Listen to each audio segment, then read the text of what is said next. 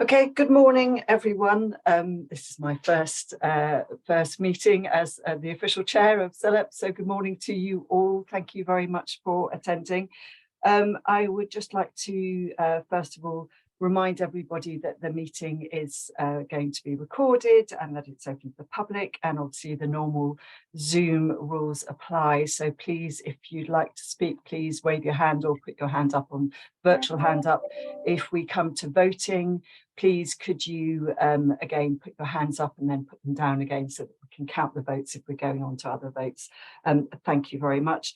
And then of course, if I could ask you don't use the chat function, please, for any items material to discussion as they're not available to the public. Amy, I'd like to ask you for any apologies, please. Sure. Today we only have apologies from Councillor Bentley and we have Councillor Wagland here as his representative. Morning, Councillor Wagland. Thank you very much. And I just want to say, I mean, obviously, I'm really delighted to be chair of LEP. Thank you all very much for your confidence. And I just hope that over the next little while, you know, I know we are all in really significant, challenging times, both, you know, the businesses, the local authorities, actually, higher education and FE. So I think it's so important at times like this that we really do work together and look forward to how we can work better and smarter together. And to that end, I'd like us to sort of think really carefully about the future and think about how we can work to unblock issues or how we can set and raise ambitions for our area over the next while, and how we can really encourage investment in our local economies beyond our boundaries and ensure that the South East continues to flourish and thrive. And one of the things that I wanted to just touch on, the idea of us actually coming together before the next ward meeting in July to look at some of how we set some of our strategic ambitions and what are the key issues that we're all facing over the next while. So I'm going to ask Adam whether there's, you know, enthusiasm for doing that. I think it's important that we get a chance to sort of discuss things out of the formality of this board meeting to really come together to look at the opportunities and the challenges together. So watch your inbox for that over the next little while. Thank you.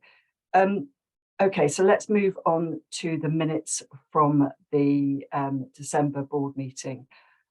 Which was held in person in Ashford at the amazing Yasmin Barderman Dance Company's new facilities there.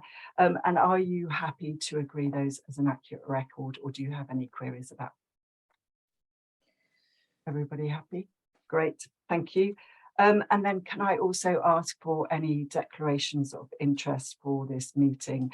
As you all know, it's really important that we keep a register of interest up to date as well. So please also check that your register of interest online is up to date. So first of all, Graham, I see your hands up.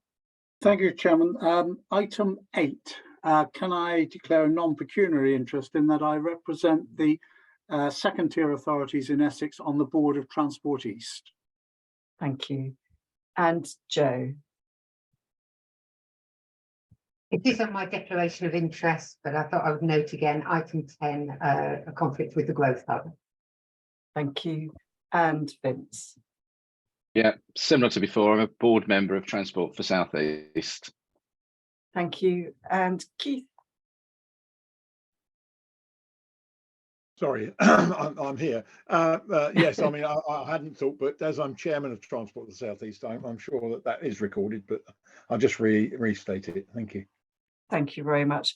And I'd also like to declare, sorry, we'll come to you, Councillor Wagland. I'd also like to declare that I am co-chair of the South East Creative Economy Network. I don't have a pecuniary interest, but obviously that is mentioned in the agenda. So Councillor Wagland and Councillor Cockshall, please.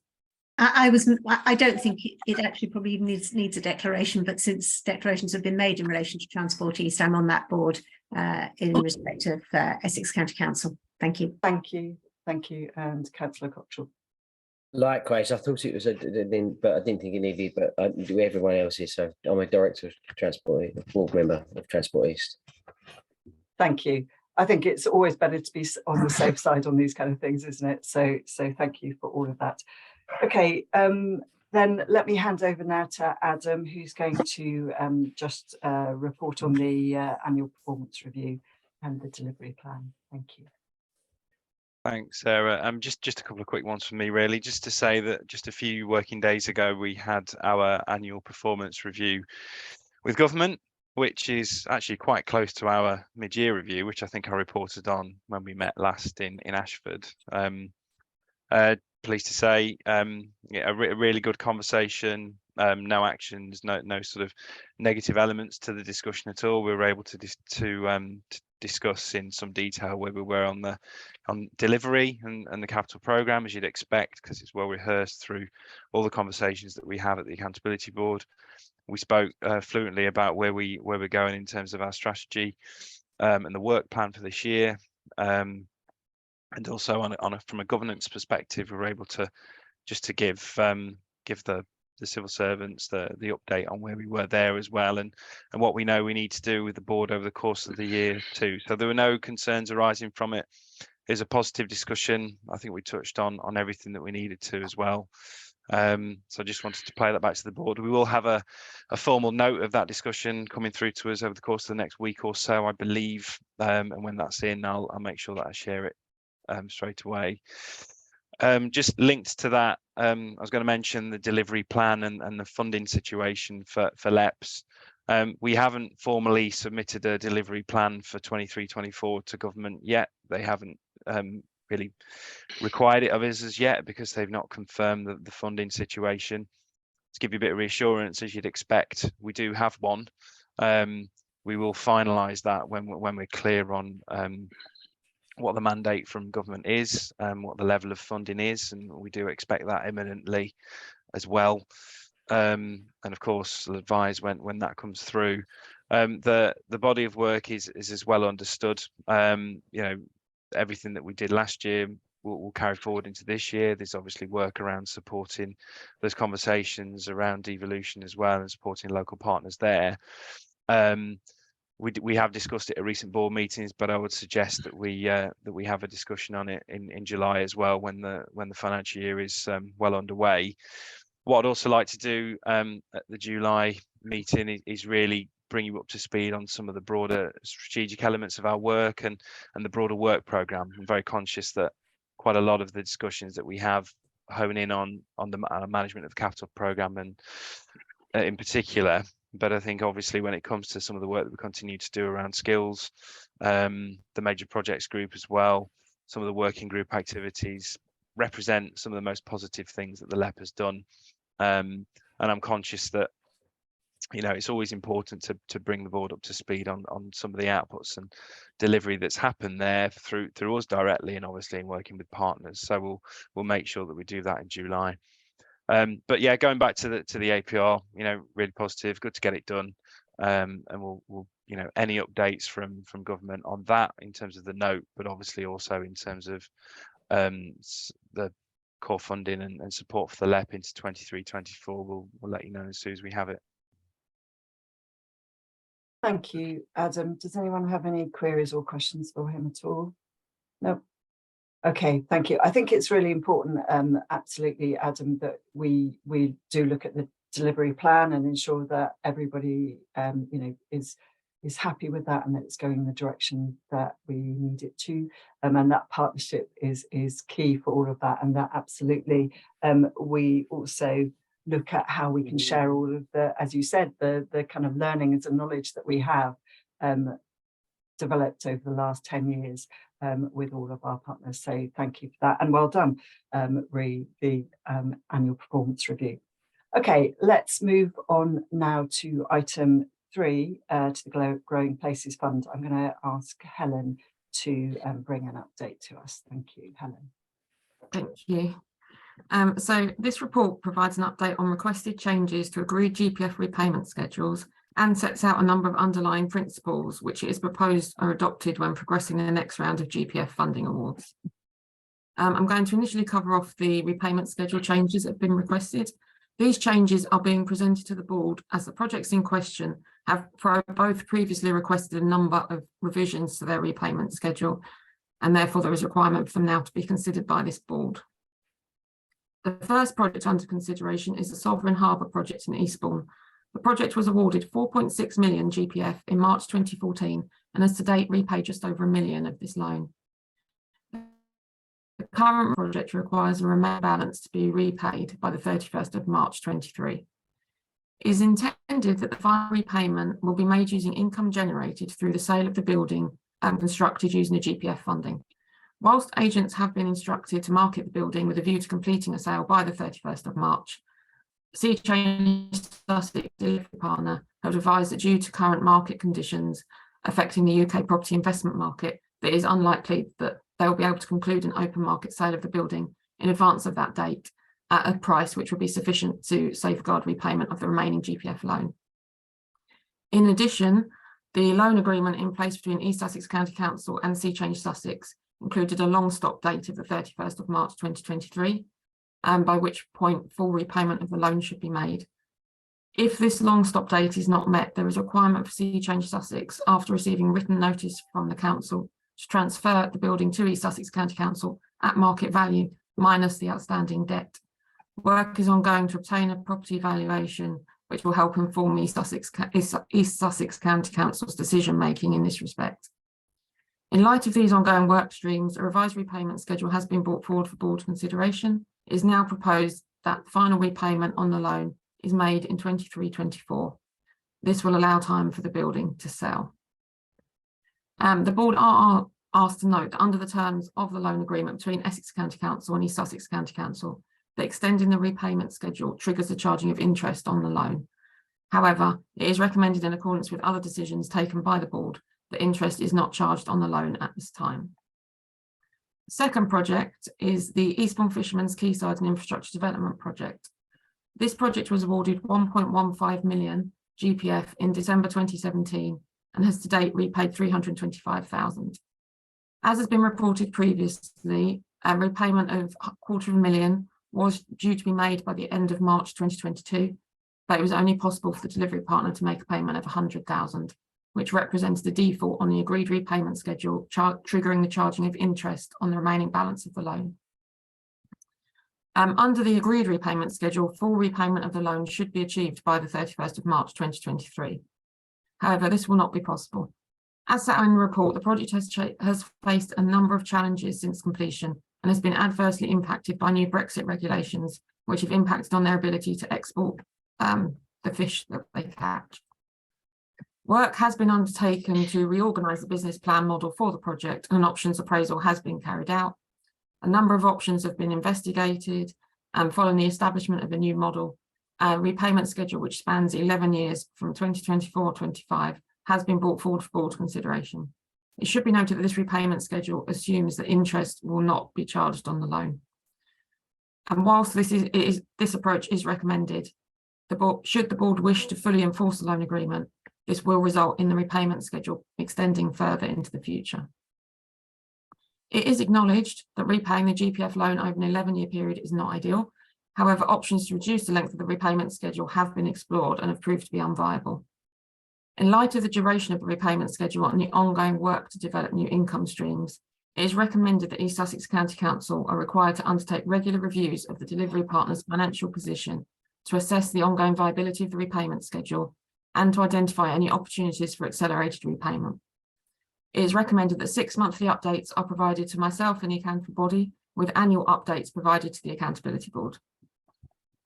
So to move on to the final decision outlined in the report, as the board may recall, the existing GPF project pipeline has now been exhausted. And given that we are currently holding in excess of £8 million of GPF funding, it is important that consideration is given as to how this funding should be allocated. As has been set out in the report, the financial status and role of CELEP has changed since the last round of GPF funding was launched. And therefore, a change in approach is required as the usual process is no longer fit for purpose. The report sets out 5 underlying principles which it is proposed should form the basis of the new round of GPF funding. To run through these very quickly, it is proposed that the GPF funding should be retained as a recyclable scheme. retaining the recyclable nature of the fund will allow ongoing investment in key projects in the region, which will play a central role in supporting economic growth and recovery. Secondly, the fund should operate at no cost to CELEP. Historically, the GPF allocation process has incurred significant costs, which have been met by CELEP. As the board are aware, we are no longer in a position to be able to cover these costs, and therefore the process will need to be designed in such a way that to allow these costs to be met by alternative means. Thirdly, projects should commit to short repayment schedules. It's proposed that under the new round of GPF funding, the loans are provided for a maximum period of 3 years. Shorter repayment schedules have been proposed due to the ongoing uncertainty around the long-term status of CELEP due to ongoing devolution conversations and the potential resource implications for the accountable body should CELEP cease to exist before the repayment of the loans become due. It is also recommended that the fund focuses on specific sectors within the CELEP economy. Given the limited resources available to CELEP, it is considered important that the funding is directed towards the sectors where there is a greater need and where the most benefit can be realised. Finally, it is recommended that the fund should be positioned to be supplementary to third-party and government funding sources. With an ever-increasing number of different funds being offered, all with a different focus and set of funding requirements, it is proposed that the GPF funding should be positioned to be supplementary to these funding sources. This would allow externally funded projects to be enhanced by the GPF, resulting in greater benefit realisation. It is important that the GPF continues to serve a clear purpose, addressing a gap in the funding landscape, and that it remains an attractive proposition. It is acknowledged that there is a lot of more work to be done to shape the GPF allocation process. However, it's considered important the approach adopted aligns with the broader activities of the LEP and the identified priorities for the CELEP region. At this meeting, the board are asked to agree these underlying principles. Any feedback provided during the meeting will be taken into consideration when developing the full process. It is intended that a full process will be developed in advance of July board meeting, and input will be sought from the senior officer group during the development process. Thank you. Thank you, Helen. Any comments or queries from the board? Joe James. Could I, it's more of a principle I wanted to discuss. It's both about GPF and also GBF. We have a formal mechanism for selecting our projects on merits across the region, which has worked well for us up to date. But with the uncertainty around the future and the constraints that we find ourselves with CELEP, would it be an opportunity now to potentially look at a different approach and to maybe look at reallocating any remaining funding that comes off in direct to the federated areas, so we can then look at supporting individual priorities rather than going through the competitive process across the LEP area? And I thought this might also help when we look at the time and cost constraints we've already mentioned. I'm not sure how this would work with our current assurance framework and our existing policies and procedures, but I thought actually it might be quite timely now to worth mentioning it, and maybe it's something that we should explore before we make decisions. Thank you, Joe.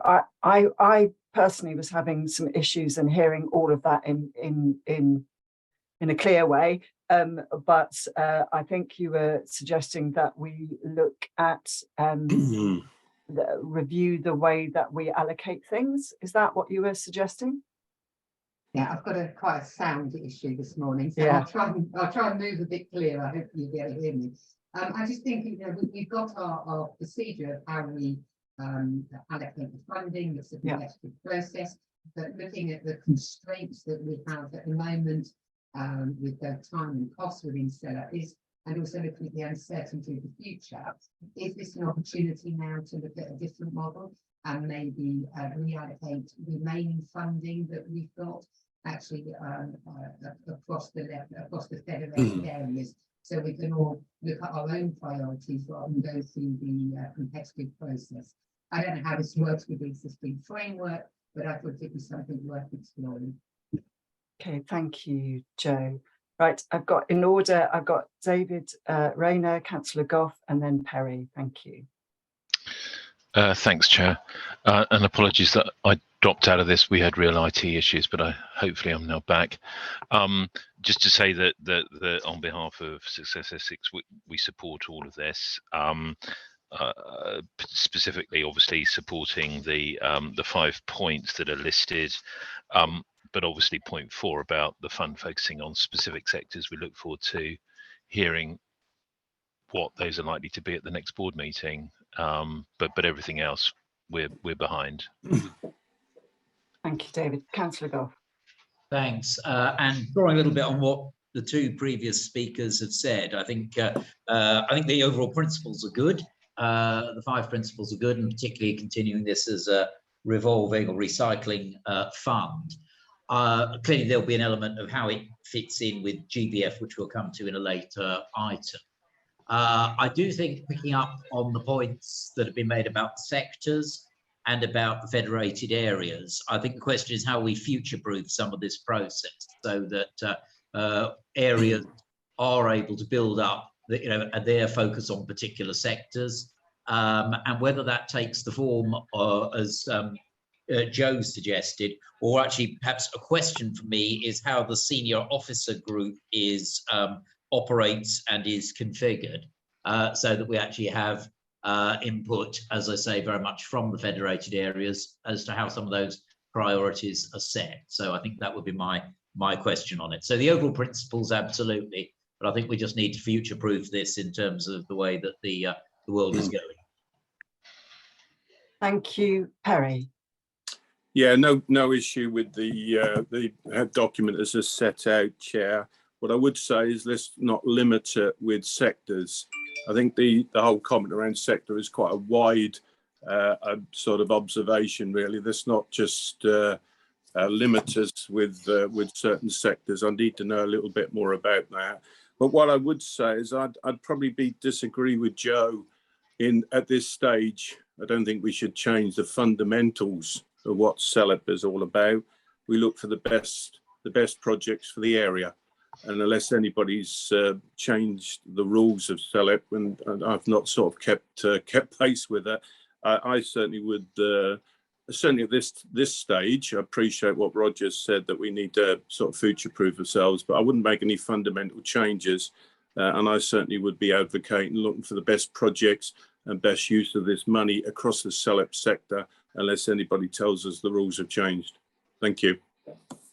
Thank you, Perry. Adam, and then Graham Peters, and then Leslie. Thank you. Do you want to bring me in after the board members, Sarah? I was Okay, last, I but didn't I'm know not that. last anymore. Okay, all right. Thank you. Let's go, Graham, and then Leslie. Thank you.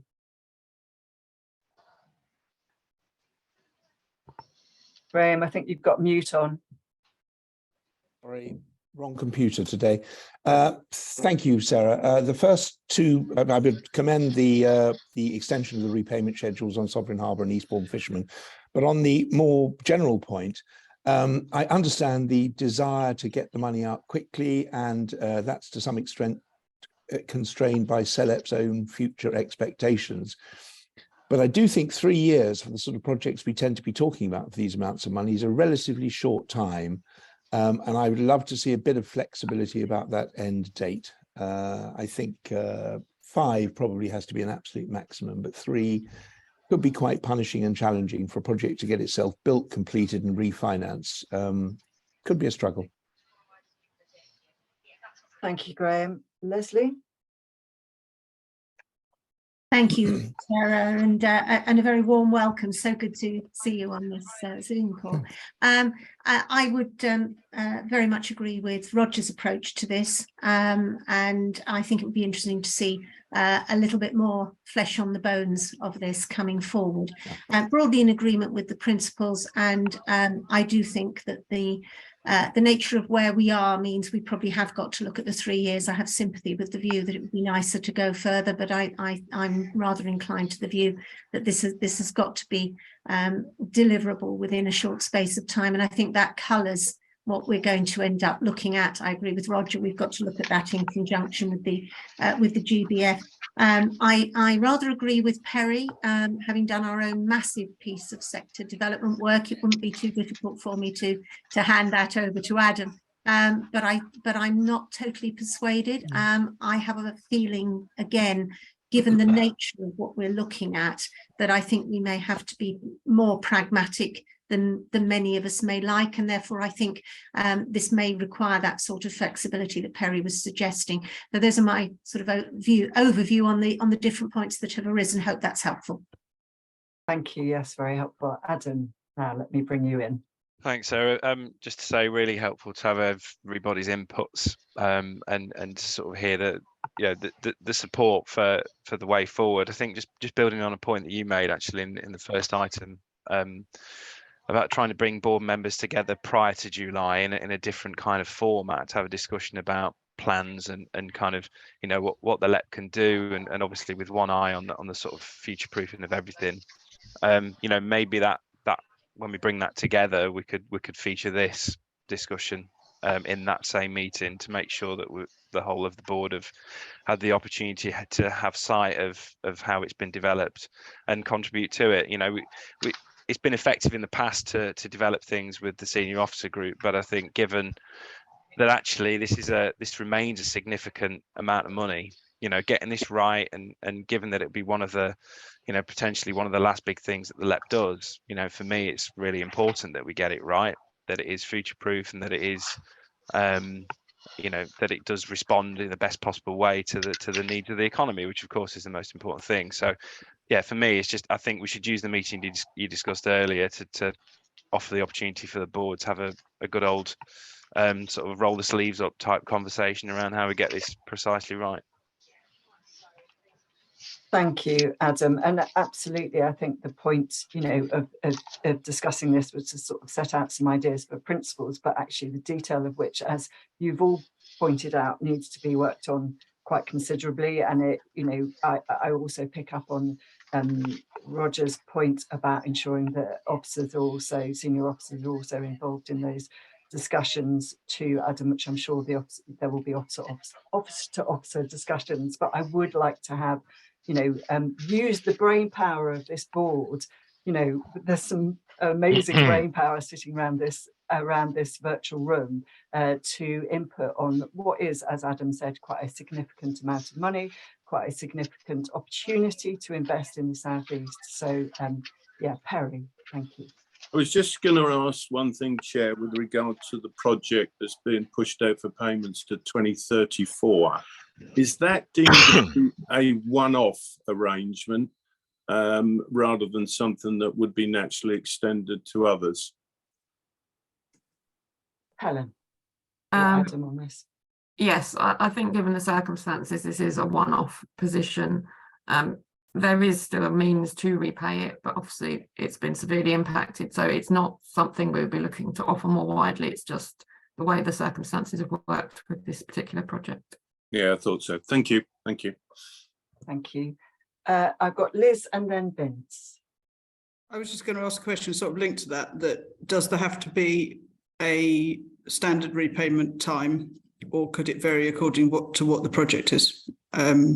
Yeah. Obviously, some would find it easier to repay than others. So that probably adds a level of complication that's not needed. It's sort of a question because I don't know. It's just a thought. Thank you. Helen or Adam, are you able to come back on that? Yeah, there is always some flexibility in the duration of the repayment schedules, depending on the type of project that is brought forward. It is something we would need to look at as part of the wider development process. So obviously, the more things we allow variation on, the more complicated the process becomes. But it is definitely something we can look at once we've developed the process more and have more of an idea of the type of projects that are likely to be coming forward. It'll be a case of working out what works best in the situation. Okay, thank you, Vince. Yeah, I think I was probably a little bit spooked by seeing the extended payment schedule and the impact the impact that was going to have on other schemes and approach to this. So maybe if we are having a discussion as a workshop or something about how this is dealt with in the future, we need real clarity in here, because it could expose the board in the long term to more risk, because it's a bit like you're just losing cash flow. And if you're a business, you'd be fighting hard against that. So I think it's something we have to be really wary of, and it feels wrong just to tick it up as in this occasion we have to do it. I understand that on this occasion it may well be necessary, but it will be really damaging if that became a long-term norm. Thank you, Vince. Graham. Yes, I very much accept Vince's point, but I can assure you that we pushed long and very hard at the Eastbourne fishermen in Eastbourne in East Sussex, and it's almost the perfect storm for them. Everything that can go wrong probably has gone wrong, and we would regard this very much as an extreme exception, and hope to never have to ask the same sort of question again. I guess I was trying to draw a boundary around this in that way, accepting this is probably necessary, but this cannot become, else we just run out of cash. And given we don't know what the future is, where those cash pots are going to end up, it's just going to make life more complicated. And if we're getting together, we need to agree, you know, 3-year funding is, what are the exceptions, etc. I think we just need a bit more rigor around it going forward. Absolutely, I think that's an important point. Thank you, Vince. And I think, you know, we need to make sure that it's clear that this is an exception, not a precedent. If you see what I mean. So I think if officers could note that, please. Okay, it's been really useful to discuss this, and I look forward to kind of a longer discussion, hopefully, if we can have that workshop. Thank you. So I am going to move to votes now. So I'm asking you whether you agree the proposed revised payment schedule for the Sovereign Harbour project, and agree that interest won't be charged on the remaining balance of the loan at this time, subject to compliance with the proposed revised payment schedule. Can I see your hands, please, if you agree?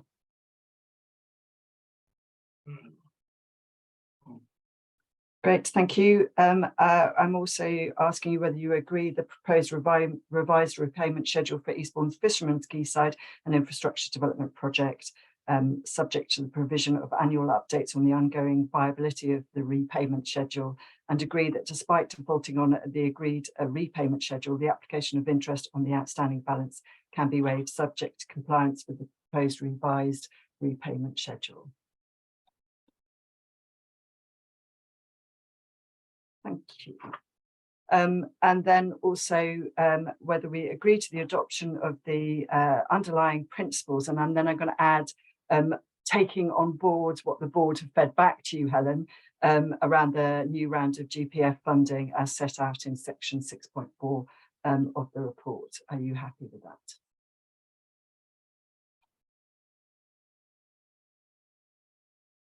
Great. Thank you very much, and thank you, Helen. I'm about to ask you to speak again about the Getting Building Funds to the board, please. Thank you.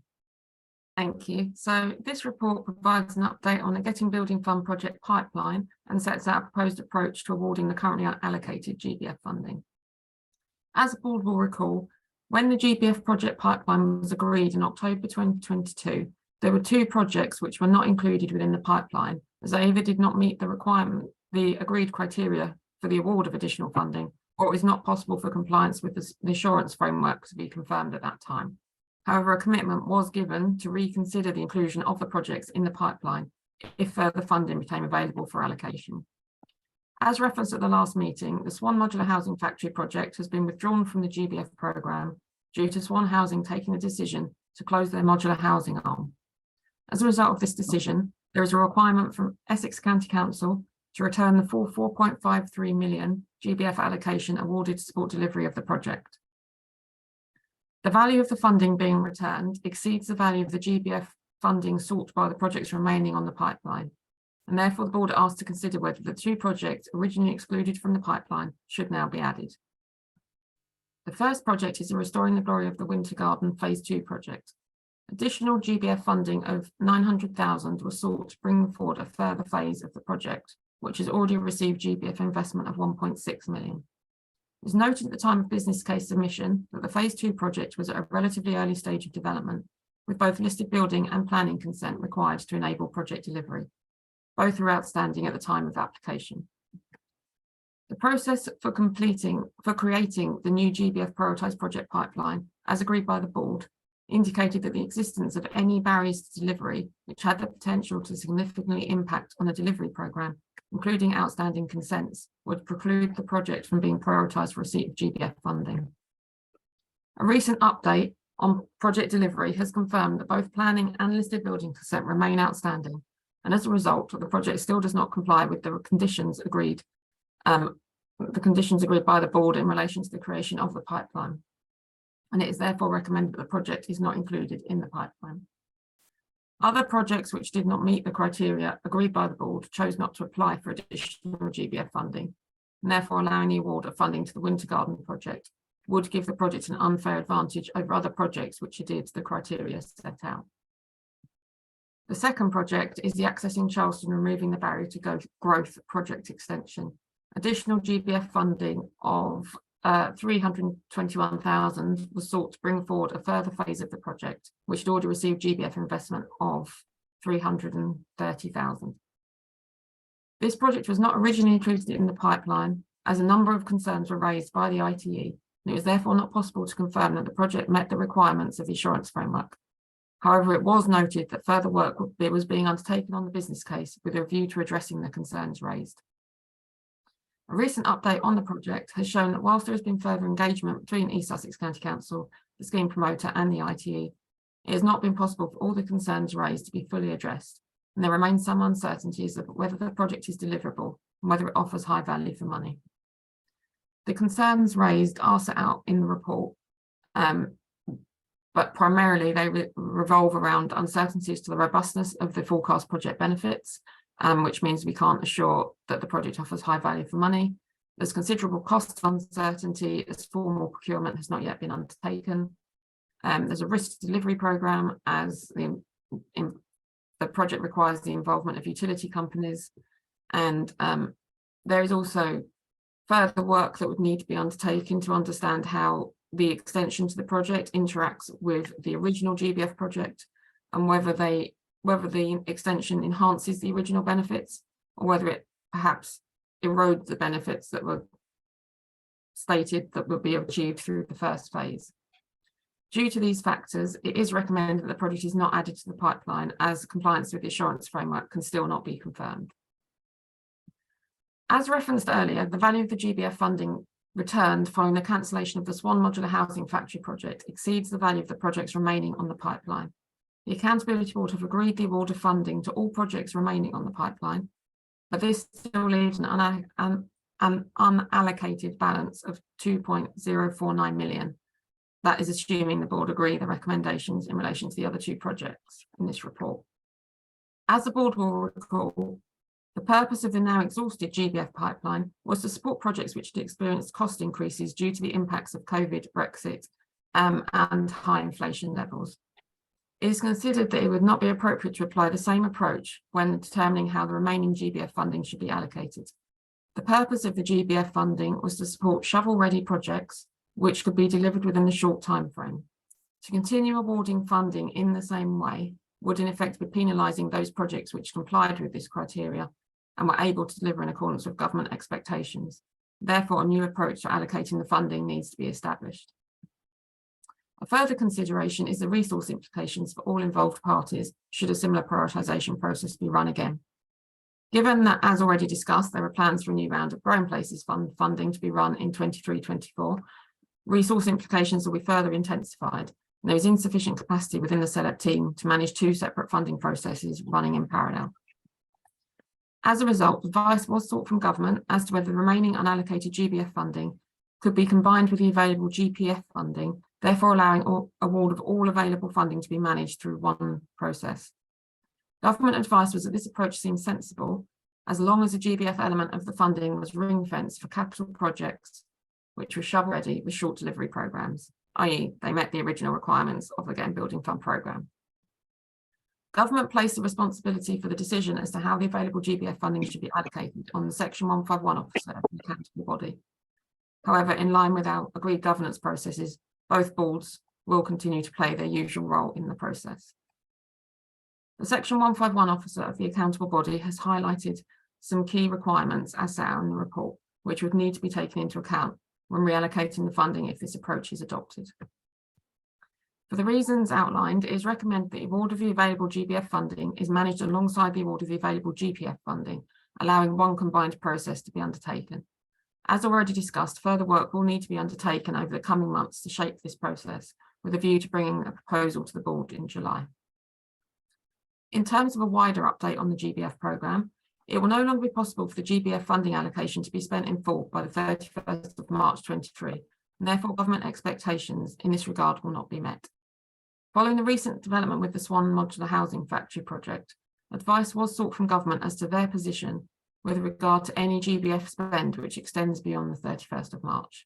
Government advice was that LEPs do have the ability to move GBF funding into 23-24 as long as there is support from the Section 151 officer of the accountable body. Taking into account government advice and the view of the Section 151 officer, the Accountability Board agreed that GBF spend on projects already within the GBF programme can extend into Q1 23-24 in exceptional circumstances, but that all GBF spend on those projects should be complete by the 30th of June 23. Alternative spend deadlines will need to be considered for projects which are awarded funding at a later date.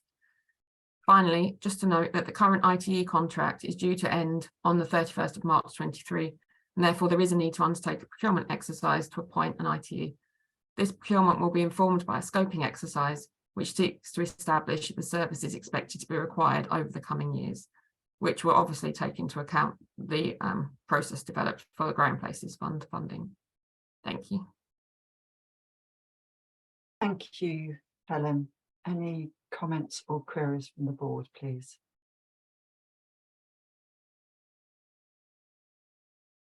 Councillor Chambers.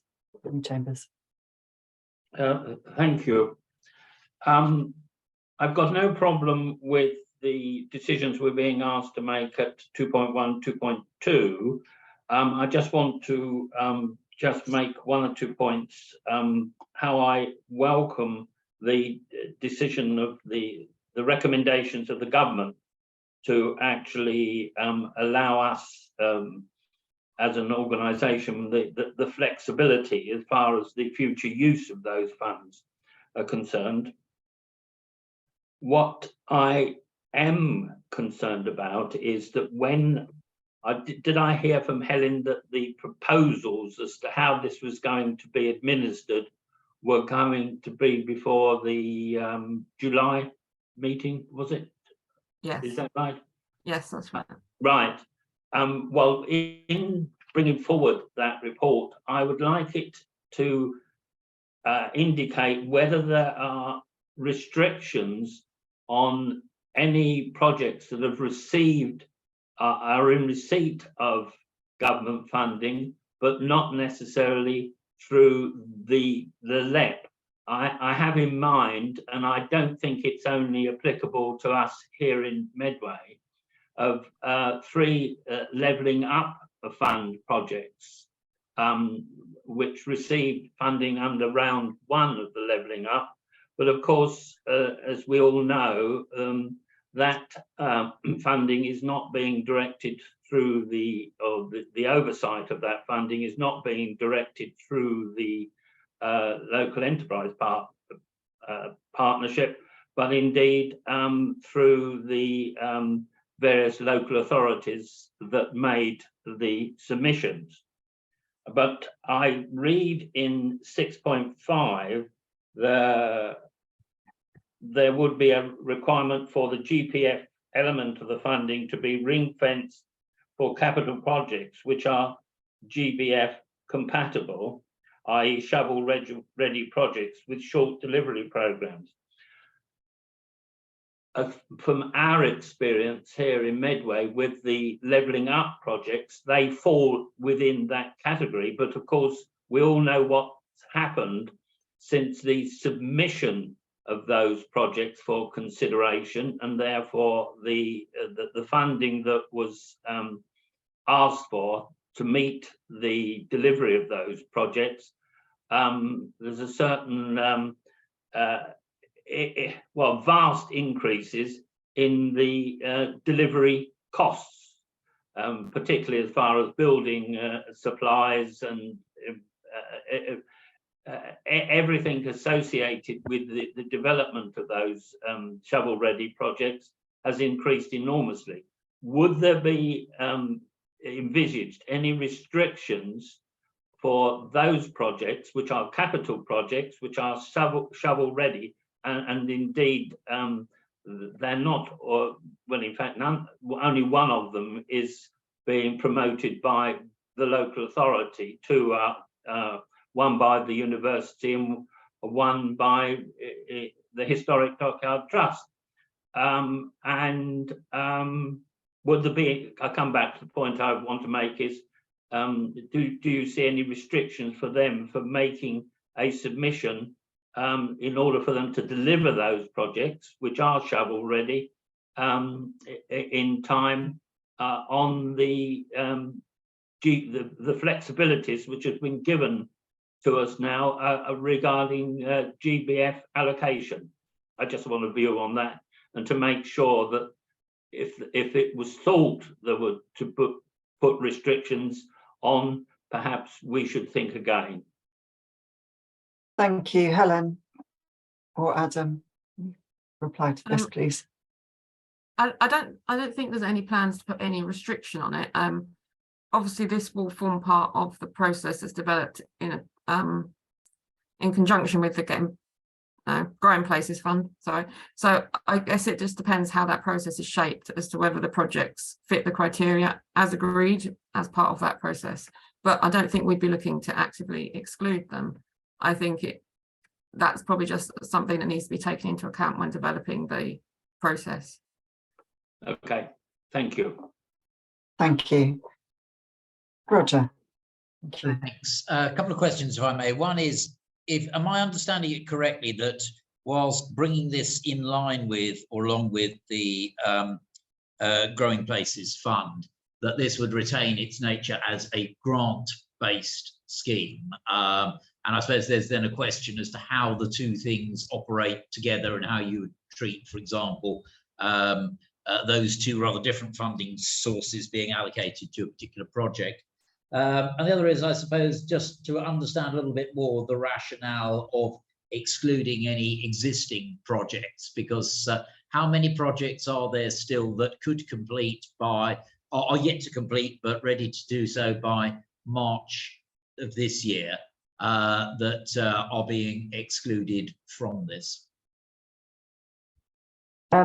Sorry, I'll just answer the first one, which is yes, it's absolutely a capital grant, as far as, unless officers correct me. Helen, you or Adam, are you able to come back on the other queries, please? So the second question was around the not allowing award of funding to existing projects. Was that? Yeah, exactly. I don't think. I think it's just the practicality of running that at the moment, in that we've literally just run a process to award funding in that way. I don't think we're actively looking to exclude projects which have received GBF funding from the process that will be run. I think it's just a way of, I don't think it would be right to use the same process again, given that we've literally just done it a couple of months ago.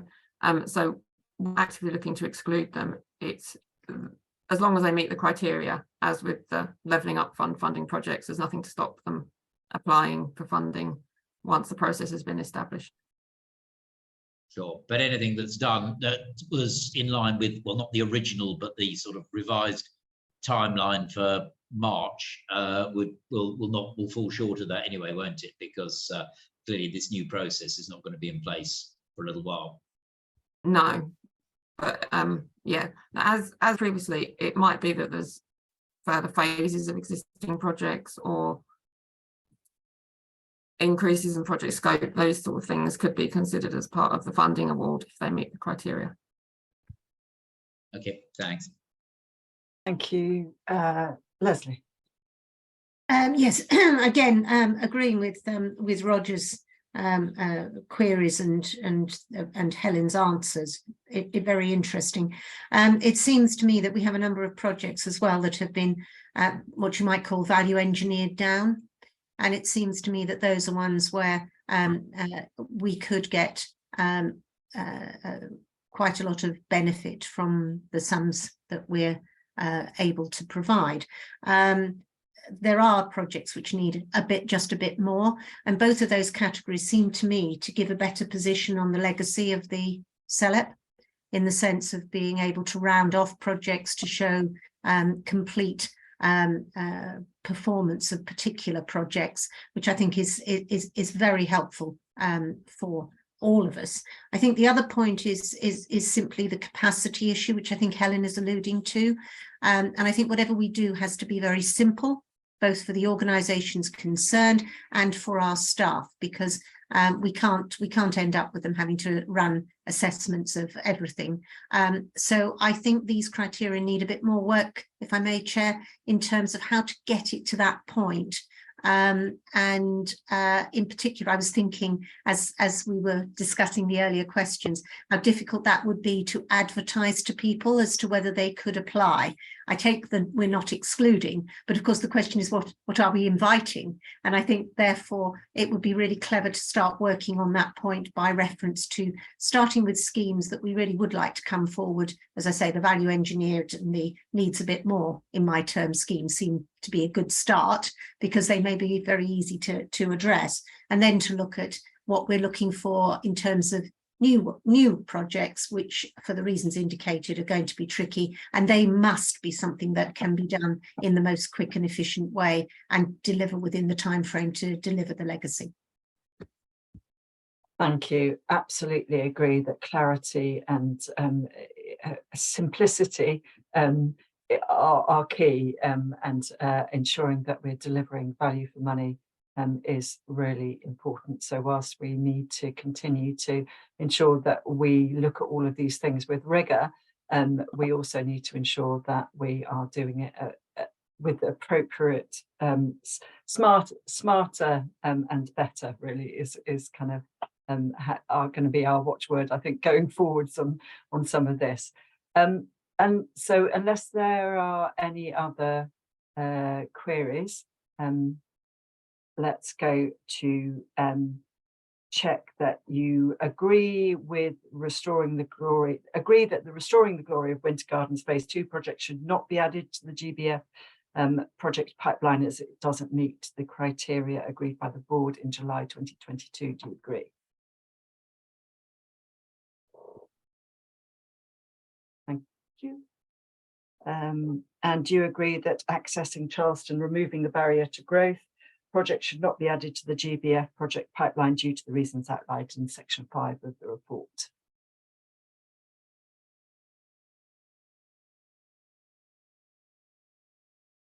Thank you. And then notwithstanding the conversation that we've just had just now, generally do we agree the approach set out in section 6 of the report, taking on board some of the comments we've just received for the award of the currently unallocated GBF funding?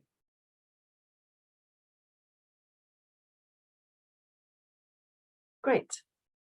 Thank you very much. Really great discussion again. And thank you, Helen, for all your incredible work on this. I know it seems simple on the outside and very complicated on the inside. So I really appreciate you and all your team's work on it. Thank you. Okay, so I'm going to hand. Wagland wants to come sorry, in. Councillor Wagland, sorry. You're on mute. I was happy to agree to that in the spirit that we were dealing with, but notwithstanding, I think Sarah, at the risk of being a bit lawyery, is not quite the right word. Okay. I think probably the minutes on this occasion would be really helpful if they reflected the points that have been made, because they can be picked up at the next meeting. I know one wouldn't normally want to have that degree of detail, but I think it would be really helpful. And we do have a recording, so that helps as well. Thank you. Thank you. Yes. I don't have a lawyer hat, so thank you very much for that. Very wise. Okay, thank you. Let me hand over now to Adam on Deputy Chair, please. Thanks, Sarah. So this paper really is just to seek board's agreement around how we run a process to appoint a new Deputy Chair. Obviously, that is a vacancy on the LEP board following Sarah's anointment as chair of the board. The paper puts forward 2 alternative ways forward with a strong recommendation on one of them. So just to talk very briefly through both. One is a suggestion around revolving the deputy chair responsibilities across the federated area chairs, which isn't recommended, mainly on the basis of the fact that actually having consistency in terms of the chair of the accountability board, which is of course a key function of the deputy chair role, I think is really important. So to have that ongoing understanding of the capital programme, of the projects, of the challenges, and of the role that the LEP has to play there, I think is a really critical part of that role. And I think revolving that around a number of people, as fantastic as you all are, would be difficult to sort of maintain the kind of the consistency across those meetings that I think we need, and the knowledge to go from one meeting to the next. Leads me on to our recommended option, really, which is essentially what we did with the chair recruitment, which is to go through a normal external process. Obviously that comes with a cost, which is budgeted for, but I think what we'd like to do as a sort of slight exception to the recruitment policy is to have an initial period of, I think it's up to the 22nd of February. I think there is a typo somewhere in the report which suggests it was earlier this week, but it's the 22nd of February, where we invite expressions of interest from existing members of the strategic board, just to check, just to see if there's anybody on the board who's got an interest in being the deputy chair. We'd really welcome any expression of interest from anybody on the board. I'm very happy to have a conversation with anybody. You know, to a large extent, quite a lot of the stuff that we do and the world that the LEP inhabits is fairly niche. So I think the fact that, you know, there's so much knowledge across this virtual table, you know, isn't lost on us. So if anybody was interested, then really would encourage you to have a look at it, think about it, talk to me about it. Very happy to chat, and to receive any expressions of interest by the 22nd. If we get to that date, and there are none, then this recommendation is that we go then to an external recruitment process, similar to what we've done recently. And at that point, we'll come back to the board to sort of see if anybody was happy to help take part in a recruitment panel to support that and make sure that the board has got ownership of that appointment. So that's a strong recommendation, two-part really, to sort of check if we've got any interest from existing board members first, and then if not, to push forward with a short external recruitment exercise. Thanks, Adam. And I just, having been deputy chair, I also am very willing to talk to any interested parties if you want to pick my brains about the reality of the role. And I would really welcome anybody who wishes to put themselves forward. You don't have to do it now, but if you do wish to put yourselves forward, feel free to link in with me or Adam to have a chat about it before you apply. Are there any questions or comments on the report or the recommendation? Okay, so I'm going to, David. Sorry, Chair. No. I'm not putting myself forward. You'll be glad to know. Just very quickly, I absolutely agree that we should go with option one. I hate paying money to consultants. I just wonder whether any of our upper tier authorities have that sort of department in-house who could assist with that process without us having to go to consultants. And I don't know the answer to that. It is a conversation that we have each time, David, and we do get some support from upper tier authorities in sort of, you know, for example, putting the advert on websites and distributing it locally. Whether or not there's sort of any existing arrangements with consultants locally that might be more cost effective, you know, that'd be a question we need to ask again. And because obviously always keen to make it as cost effective as possible. Actually, when we ran the chair process, the tail end of 2022, we were able to keep the cost down there. We did use consultant to support, but it was actually you know, really cost effective. We had good support from the local authorities as well, and we'll be looking to do exactly the same thing, really, just to make sure that we've, you know, we explore all those avenues. And it's a good point, David, and one we'll follow up on. Thank you. Okay, so I would like to ask the board whether you agree to run a short internal expression of interest process as an exception to our recruitment policy. And then if that's unsuccessful, we run an open recruitment process, advertising publicly according to the SELEP recruitment policy, delegating selection to a selection panel. Do you agree? Thank you very much. And Adam, can I just check, are we asking board members to put themselves forward for a selection panel to you after this board meeting? We'll see. We'll go through the first stage of the process first. Okay. So we'll go to the 22nd and see if we've had any internal interest, as it were.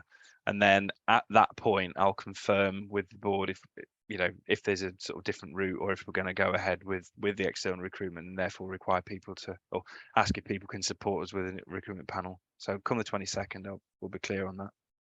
Okay, and I'm just also asking you to whether you agree the deputy chair job description and specification at Appendix A. Are you all happy with that?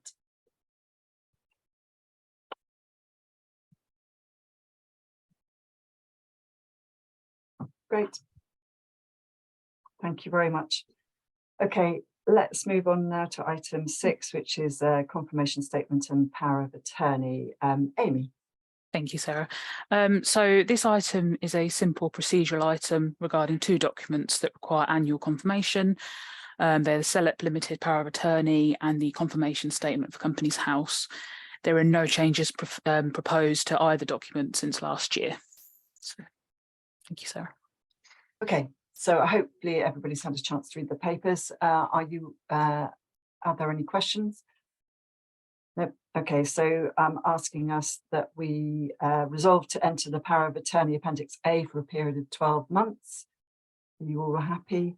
And approve the filing of the confirmation statement in Appendix B to the Register of Companies. Thank you. Great. Thank you. I know it's a bit of a faff, this raising of hands and lowering of them, but thank you very much. That was a SELEP record-breaking speed of agenda item, I think. Top marks for that one. I try my best. Okay, let's now go on to item 7, which is the public question policy. Amy. Thank you. So this item's looking to streamline and clarify the public questions process based on feedback from accountability board members.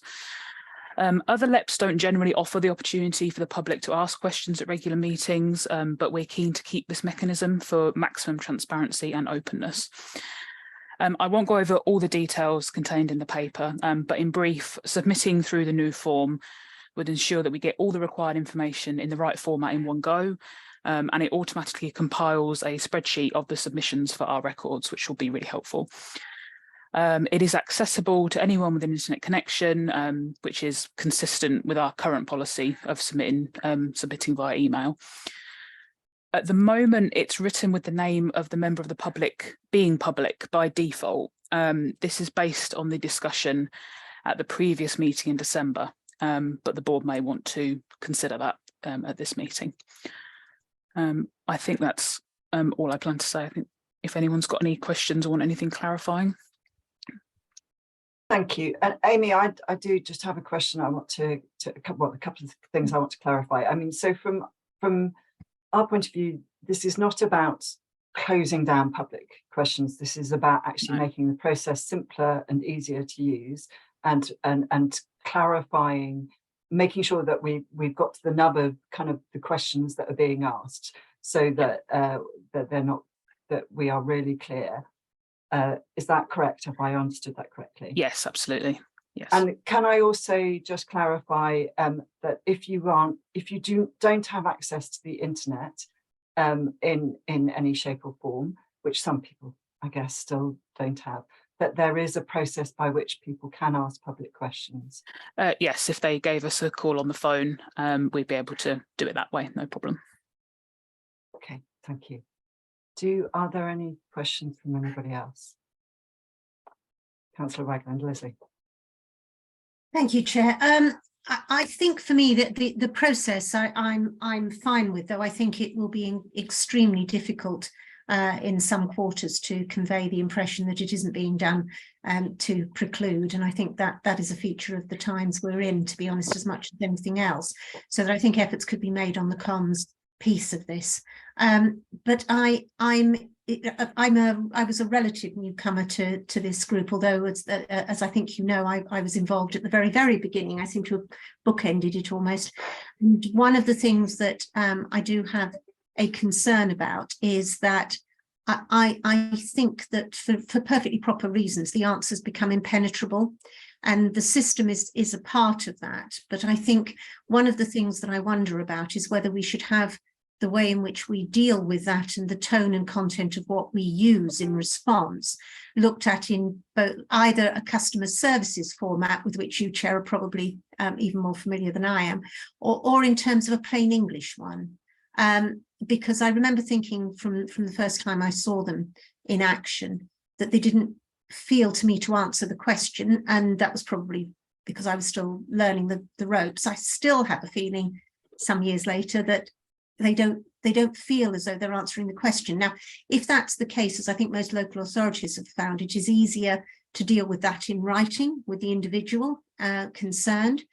If, on the other hand, it's possible to simplify what we're saying and actually attach it specifically to the questions raised in a way that marries up for anybody who isn't familiar with the particular problem in question, then I think this public openness is really welcome. So my views, if you follow that drift, about process are very heavily geared to whether we can actually make it more transparent in terms of tone and content, and just find a way that actually is more customer service related in terms of how we deal with it. So it may be a personal perspective, it may not find favour here, but I would defy anyone who really didn't understand what was going on to understand the current questions and answers as dealt with in the process. And it simply feels as though we're obfuscating, which I know us not to be. So, as I say, my summary view would be that it would be better to take the very complex ones out of the system and respond to them on an individual basis and then summarise.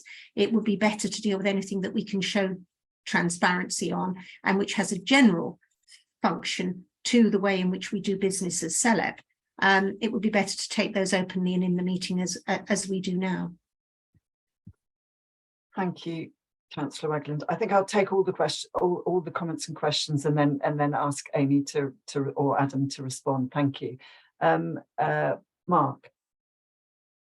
Yes, I was at the previous meeting of the Accountability Board, and obviously anonymous questions. Anonymous public questions are a very dangerous thing to get into, and it should be the exception, not the rule. Because if you have public questions, it should be public. It seems to both parties need to be open of what the ulterior motive of a question is. And so I think I'm very happy with it to be Chair's discretion, but it should be a very rare exception that they're anonymised, and there could be good reasons to anonymise, and that exception should always be there. But it should be always make public questions are public questions, and they should be public names for all parties to understand where the context of the question's coming from. Thank you, Mark. Keith. Thank you. I agree with the points that both the previous speakers have made in a slightly different route. The problem that I see is who becomes the arbitrator as to whether this is a public question or whether it's too technical and should be dealt with in the technical response. Simply because I can understand exactly what Councillor Ragland is saying. The answers are complex because actually when you get into some of the questions that we have, they're equally complex, and to not to answer them in the way we do, I think leaves us open to challenge both by the questioner, but equally legally. So it is unfortunate that we don't appear to have such things as general questions that are general to the public. Most of them are specific, and I just do wonder how or who would arbitrate on that, because I think the answers that are provided sometimes can be used for and against us. Thank you, Keith. Amy, did you want to comment on any of the questions? Sure, yeah. I mean, I completely understand Councillor Wagland's point. I think we'll have to go away and have a think about how we can perhaps improve the answers. The difficulty we have is a very short turnaround to ensure that the public have had the papers for long enough to be fair to ask questions, and then a short amount of time for us to consult with the relevant local authority if it is a very specific question. I will say with the new policy, it would be easier because we're meant to only receive one question. We often receive multiple. So if the question is shorter, more to the point, less contextual information that isn't necessary for the understanding of the question, then the turnaround may be quicker, which would definitely give us more room to work on the tone and hopefully make it as understandable as possible. But obviously we do need to make sure that we are answering it thoroughly as well, and that we're working within the legal constraints at the same time. So I think there's a very delicate balancing act to be done there. Regarding the anonymising, I think as long as we're clear to the public which way we're going and they understand how their data is being used, ultimately, whichever the board wishes to do would be fine. Thank you. I've got two hands, Christine and then Leslie. Thank you. Yes, thank you. I mean, I think transparency and openness works both ways. And I've just done a quick flick through to how to make a freedom of information request. And there you do have to give your name unless you're asking for environmental information. So I think we should use the same sort of principles that are used for making freedom of information requests. That would be my view. I don't think we should have any anonymous, and unless it's something unless we can be very clear about what exceptions those are. Thank you. Leslie, you're on mute. Thank you. I entirely agree on anonymity, entirely. I think both of those speakers have been absolutely spot on. Thanks, Mark and Christine. On timing, I don't think we should be boxed into a corner on timing unless that's required of us by some regulatory machinery. And if it's required by our own constitution, then I think we should change it, because something that is very complex produced at the last minute is always going to produce an inadequate answer, and therefore, if necessary, should go over to another meeting, it seems to me, the next meeting, it seems to me. On the subject of the answers, though, I struggle to see, and I would invite anyone to show me their best example from what we've done in the past. I struggle to see that we have actually been answering the questions in a way which anyone would really understand. And I think the whole purpose of doing this publicly is that people should be able to understand. So I agree with you, no one's fault because it's technical, but I think against that background, there is expertise available which will show us, I think, how to do that in a way which actually meets our requirements and also actually answers the question. And I really think we should look at that, because I think looking at what we get by way of feedback after our answers, it doesn't tell us that we're really getting anywhere. We haven't got to the gritted teeth, I know I've been answered, but I don't like the answer scenario, which is the holy grail of customer services. Thank you. Amy, are you able to answer us about that question about the timing? So yes, at the moment, the timeline is based around when the board pack is released. The questions do tend to pertain to the particular agenda, so it might be a bit difficult to push them to the next meeting, especially if the member of the public is very keen for it to be heard at that particular meeting. But it's something we could certainly look into, and within the constraints, if this new policy is agreed, if it is a very long and complex question, then we would likely have to go back to them anyway to clarify, and so that would naturally be built in somewhat. Thank you. Okay, Liz. Just a thought. I do understand the point of making it simple, the answer, but I think you could, just the point that Amy's just made, I think you can, it's justifiable to answer the question in the tone that's in which it's submitted. That if somebody sends you in a really super complicated one for their, you know, they are the one who are interested in the answer. I think it's fine to send them a complex answer back personally, but have I missed the point? Yeah, sorry, if I may say, Chair, I wouldn't dream of coming back otherwise, but that wasn't quite the point I was making. Okay, apologies. I think my point is that you can actually not answer a question by producing something that is that complicated. I fully agree, God, it certainly applies to me in most of my life, that you can produce a really good complicated answer. That's not the point. It has to be one that actually is clear. And I think it's also, I don't know whether, you know, the business of reading it out in itself doesn't help, actually, because, you know, particularly if it's complex. I think this is something which I deal with a lot of the people who do the plain English type of work, and I'm conscious that it could be done. So I think it's worth looking into, if I may say so, Sarah, and sorry to drag that out a fraction. No, I think it's an important, really important discussion. This actually, so you know, I don't want us to be too rushed on it, and you know, where we can, I think the whole point of why the suggestion, if I understand it, is coming forward of the way we change it, is so that it actually does make it plainer and simpler, and the process becomes plainer and simpler. And I think maybe what might be good outside of this meeting, Amy, is to pick up with Leslie, if we may, about some of, you know, your expertise on the plain English side of things, because you have both the lawyer's hat and the plain English hat, which is a wonderful combination. So let's look at how we can use that expertise.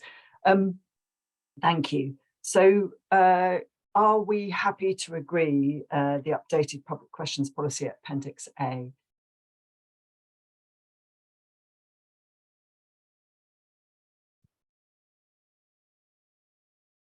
Marvellous.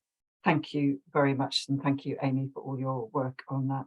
Okay, I'm going to now hand over to Adam, and we're going to have a presentation from the subnational transport bodies. I'd like to first of all say thank you to Vince for suggesting this as an idea. I think it's a really important subject, and also thank you to Rupert and Andrew for coming to present to us.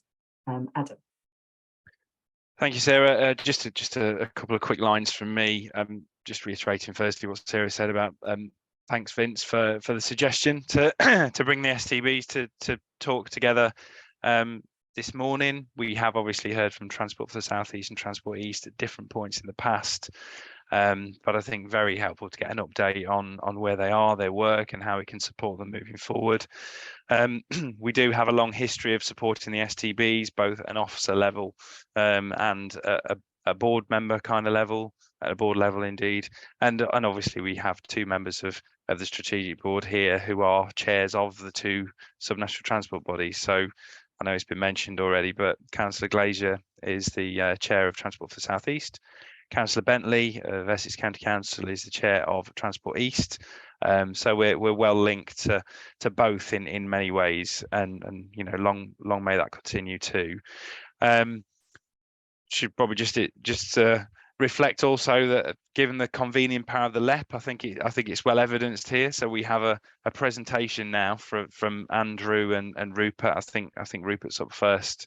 That actually is in one. So they've come together to deliver one piece to us, to reflect the work of the two STBs, which is fantastic. Really grateful to the both of them. And I'd welcome, when they finish, any reflections from board members on you know, how you would want us to work with the STBs in the future, recognizing that, you know, obviously there are things that we will do to support their work, and obviously the good impact that they have and that we have is only enhanced by working together. So really chuffed to hear from them, and I'll hand over to I think Rupert first, I might be wrong, to go through the presentation. So thank you again to Rupert and to Andrew for coming to us this morning. Thank you very much, Adam, and good morning, everyone. So Andrew Summers here, Transport East. I'm going to kick off with a quick introduction and then hand over to Rupert. So really welcome the invitation to come to the board today. Collectively, Rupert and I are the chief officers for the two subnational transport bodies. For those of you not aware, subnational transport bodies are partnerships of local authorities, business representatives, and other partners across our respective regions, set up to set the strategic direction for transport through our transport strategies and advise the Secretary of State on the transport investment priorities for those regions, and increasingly supporting partners across the regions to deliver those priorities. We collaborate closely across STBs, and hopefully today you'll start to witness the enhanced collaboration. I work very closely with Rupert and TFSE, and that's particularly important when speaking with groups such as yourself that do transcend a couple of STBs, that we have that collaboration taking place amongst STBs across the country. So what are we going to do today? A bit of a double act. I'm going to quickly introduce the shared challenges that both TFSE and the Transport East regions are facing, then hand over to Rupert, who's going to talk through some of the national context, particularly the Department for Transport issues that we're working with them on. Rupert will then go through a deep dive on what TFSE are doing. I'll talk about the work that Transport East are doing, and then we'd really love to get your views at the end, particularly around your priorities and what you think our work should be going forwards. We're in the process of developing our business plans for the next financial year to submit to government, and today is very well timed to help input into that.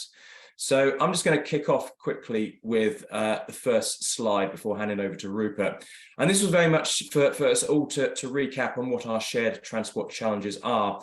So in our respective transport strategies, we've set out what our region wants to deliver. And actually, there's a huge amount of similarity between the Transport East region and the Transport for the South East region.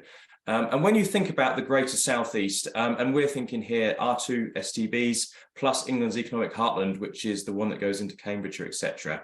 Collectively, we have a combined population of 17 million, which is 30% of England, and that is growing. And a large part of our transport strategy is how you support that growth going forwards, and particularly economically. So if you take those three parts of the Southeast outside of London, we've got a GVA of more than 489 billion, which is higher than the North and the Midlands, providing a surplus of 25 billion a year. But what our strategy set out is the potential for economic growth is constrained by poor connectivity, particularly east-west, not facing into London, significant congestion and overcrowding, and reliability issues on our transport network. And our strategies really talk about how we can start to unlock that. Collectively, we are the international gateway to the UK. So amongst our two regions, we actually have 21 ports, including 4 free port groups. So that's half the number of free ports across the whole of the UK. Added to that, 3 of the busiest international airports out of the top 5 in the UK, so Heathrow, Gatwick and Stansted. Another layer to add to that within our strategies is carbon emissions. So 40% of the total emissions in our regions come from transport. That's higher than many other regions in the UK, partly because the significant amount of high car ownership, rural transport, but also because of freight as well, which is a significant emitter of emissions and one of the hardest sectors to decarbonise going forwards. And one of the other layers within our transport strategies is then rural accessibility. So away from that strategic connectivity, we actually have 2/3 of our rural residents that live in what we term as transport deserts. That is, they can't access services, jobs, education by any means realistically apart from the private car, leading to issues such as social isolation, the lack of ability to develop skills and access to basic services. So I think there's a real set of shared challenges amongst our two regions here, and our strategies aim to tackle that. I'm going to hand over to Rupert now, who's just going to take you through how that plays out with what's happening at DfT, and then go into the Transport for the South East. So Rupert, I'll hand over to you, and please let me know when you want to change slide. Great, thanks, Andrew. So a little bit of context on the on some national perspective. And as Andrew's hinted at, certainly the role of STBs has grown over the last year, 2 years. 7 STBs in England now, I'd reiterate the point that Andrew's made. We work very closely together, particularly for us with Transport East and England's economic heartland, because we surround London. But we work collaboratively across the 7 STBs. And I think that's really important when we think about the environment we're working in. There's a big push around transport devolution, and people are saying that the opportunity to devolve some of those decision making down. And I think for STBs, we have the opportunity to speak with a single voice on the transport needs for our specific regions. And that's incredibly powerful for ministers at a time when there is quite a lot of change and quite a lot of new policy developing.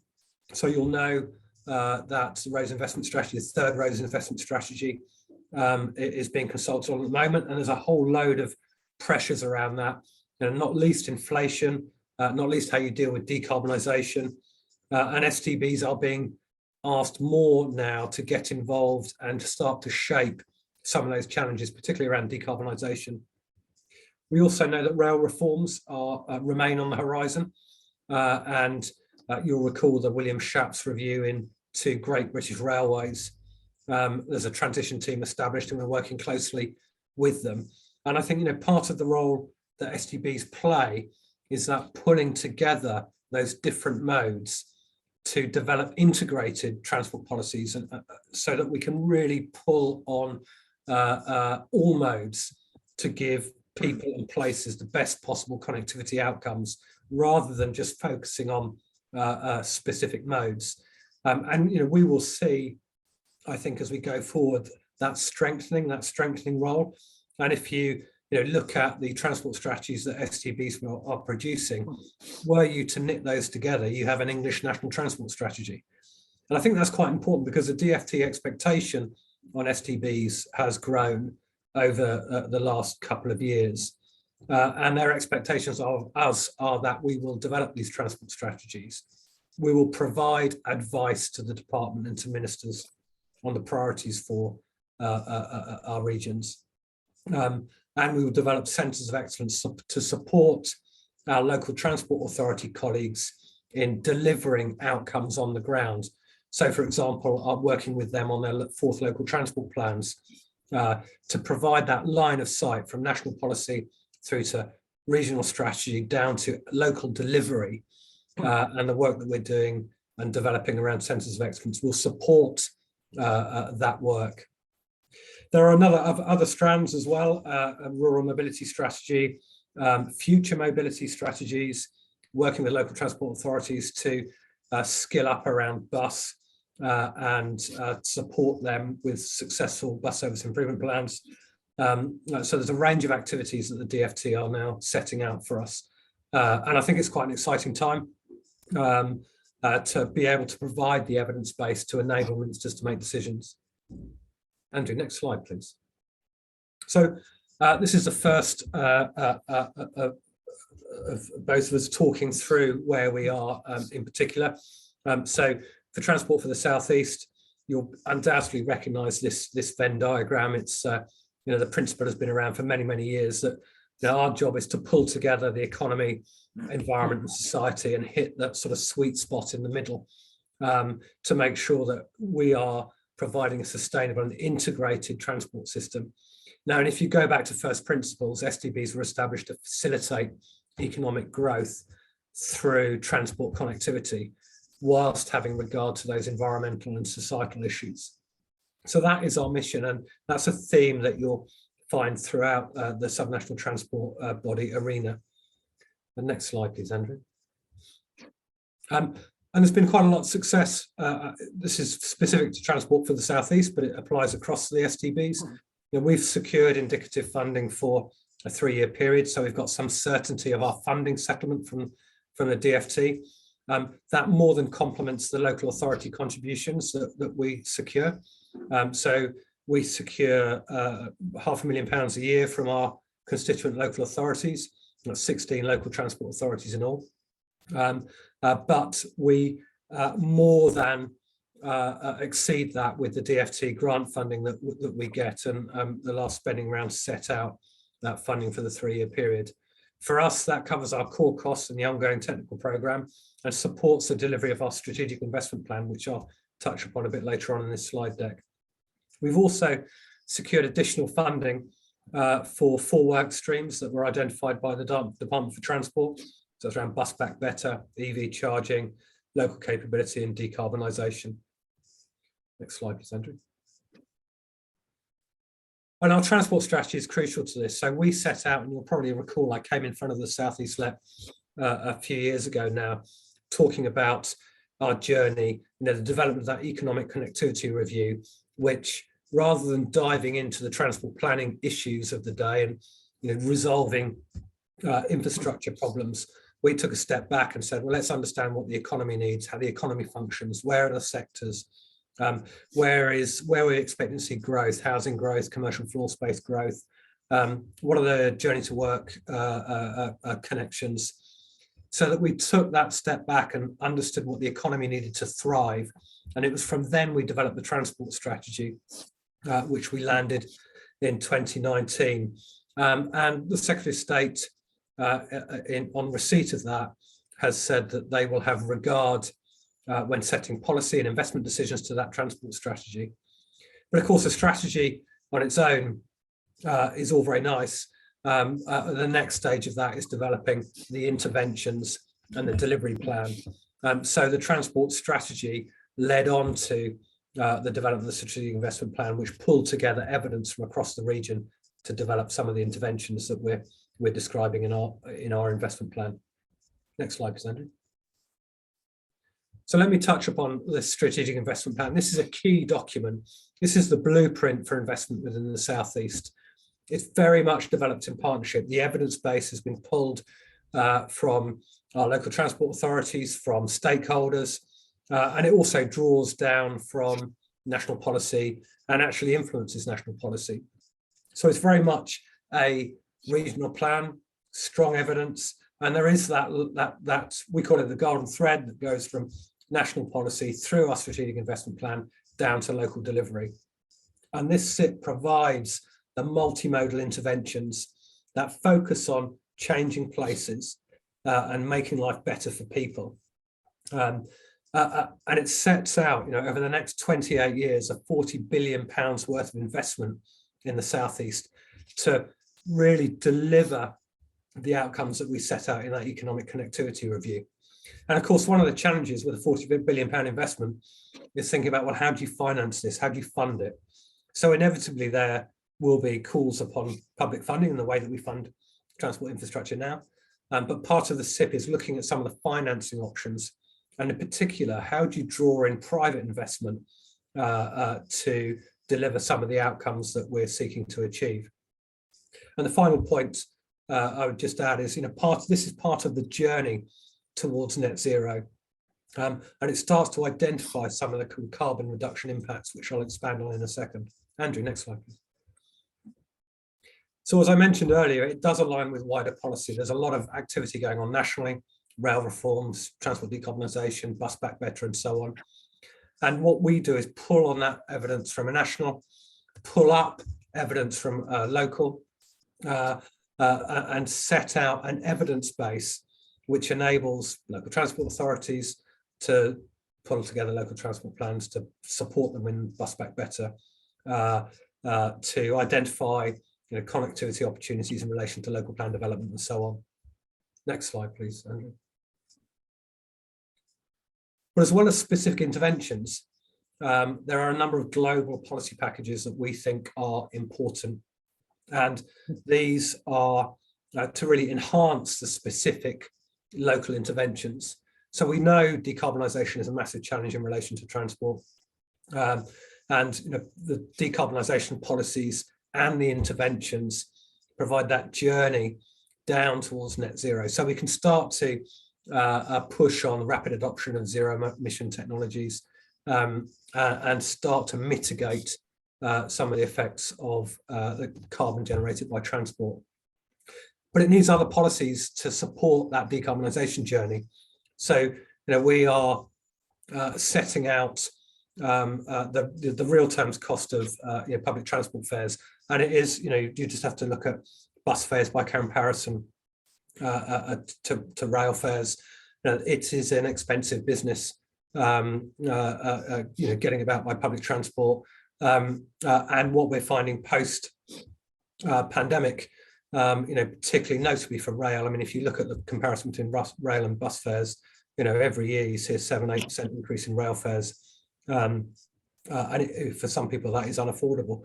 So we need reform of public transport fares to make it attractive. So as we decarbonise and we provide alternative technologies, there are options for people to use public transport, better options. And the Bus Back Better and bus service improvement plans are crucial to that. We're also seeing new mobility. We've seen the scooter trials going on, electric bikes becoming more and more commonplace. So we need to reflect that in future policies. The way we're dealing with each other today is virtual access. So, understanding how virtual access can reduce demand. And we're seeing that already, that the peaks in certain areas are slightly locked. Working patterns have changes. So we need to be alive to that. I think that one of the more challenging ones is around road user charging. So we know that the no new petrol and diesel vehicles by 2030 is a positive thing in terms of the carbon journey. But that will create a drop in tax receipt for the Treasury. So if nobody's filling up at the pump, and therefore through their fuel duty, that tax receipt does not go into Treasury, there is a gap. And we also think that road user charging can be used as a tool to support better public transport, better active travel, better walking and cycling opportunities, which is where the integration comes in. At the moment, the way in which transport is funded is very much each mode is a rail pot, road pot, bus pot.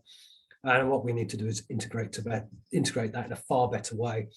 Perhaps so, we don't have a roads investment strategy or a rail industry transformation. We have a transport investment strategy that is genuinely multimodal, focused on those connectivity corridors to integrate transport. Next slide, please, Andrew.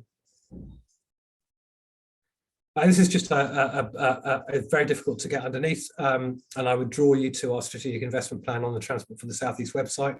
But this gives you a sense of the scale of interventions within the Southeast, the Transport for the Southeast geography.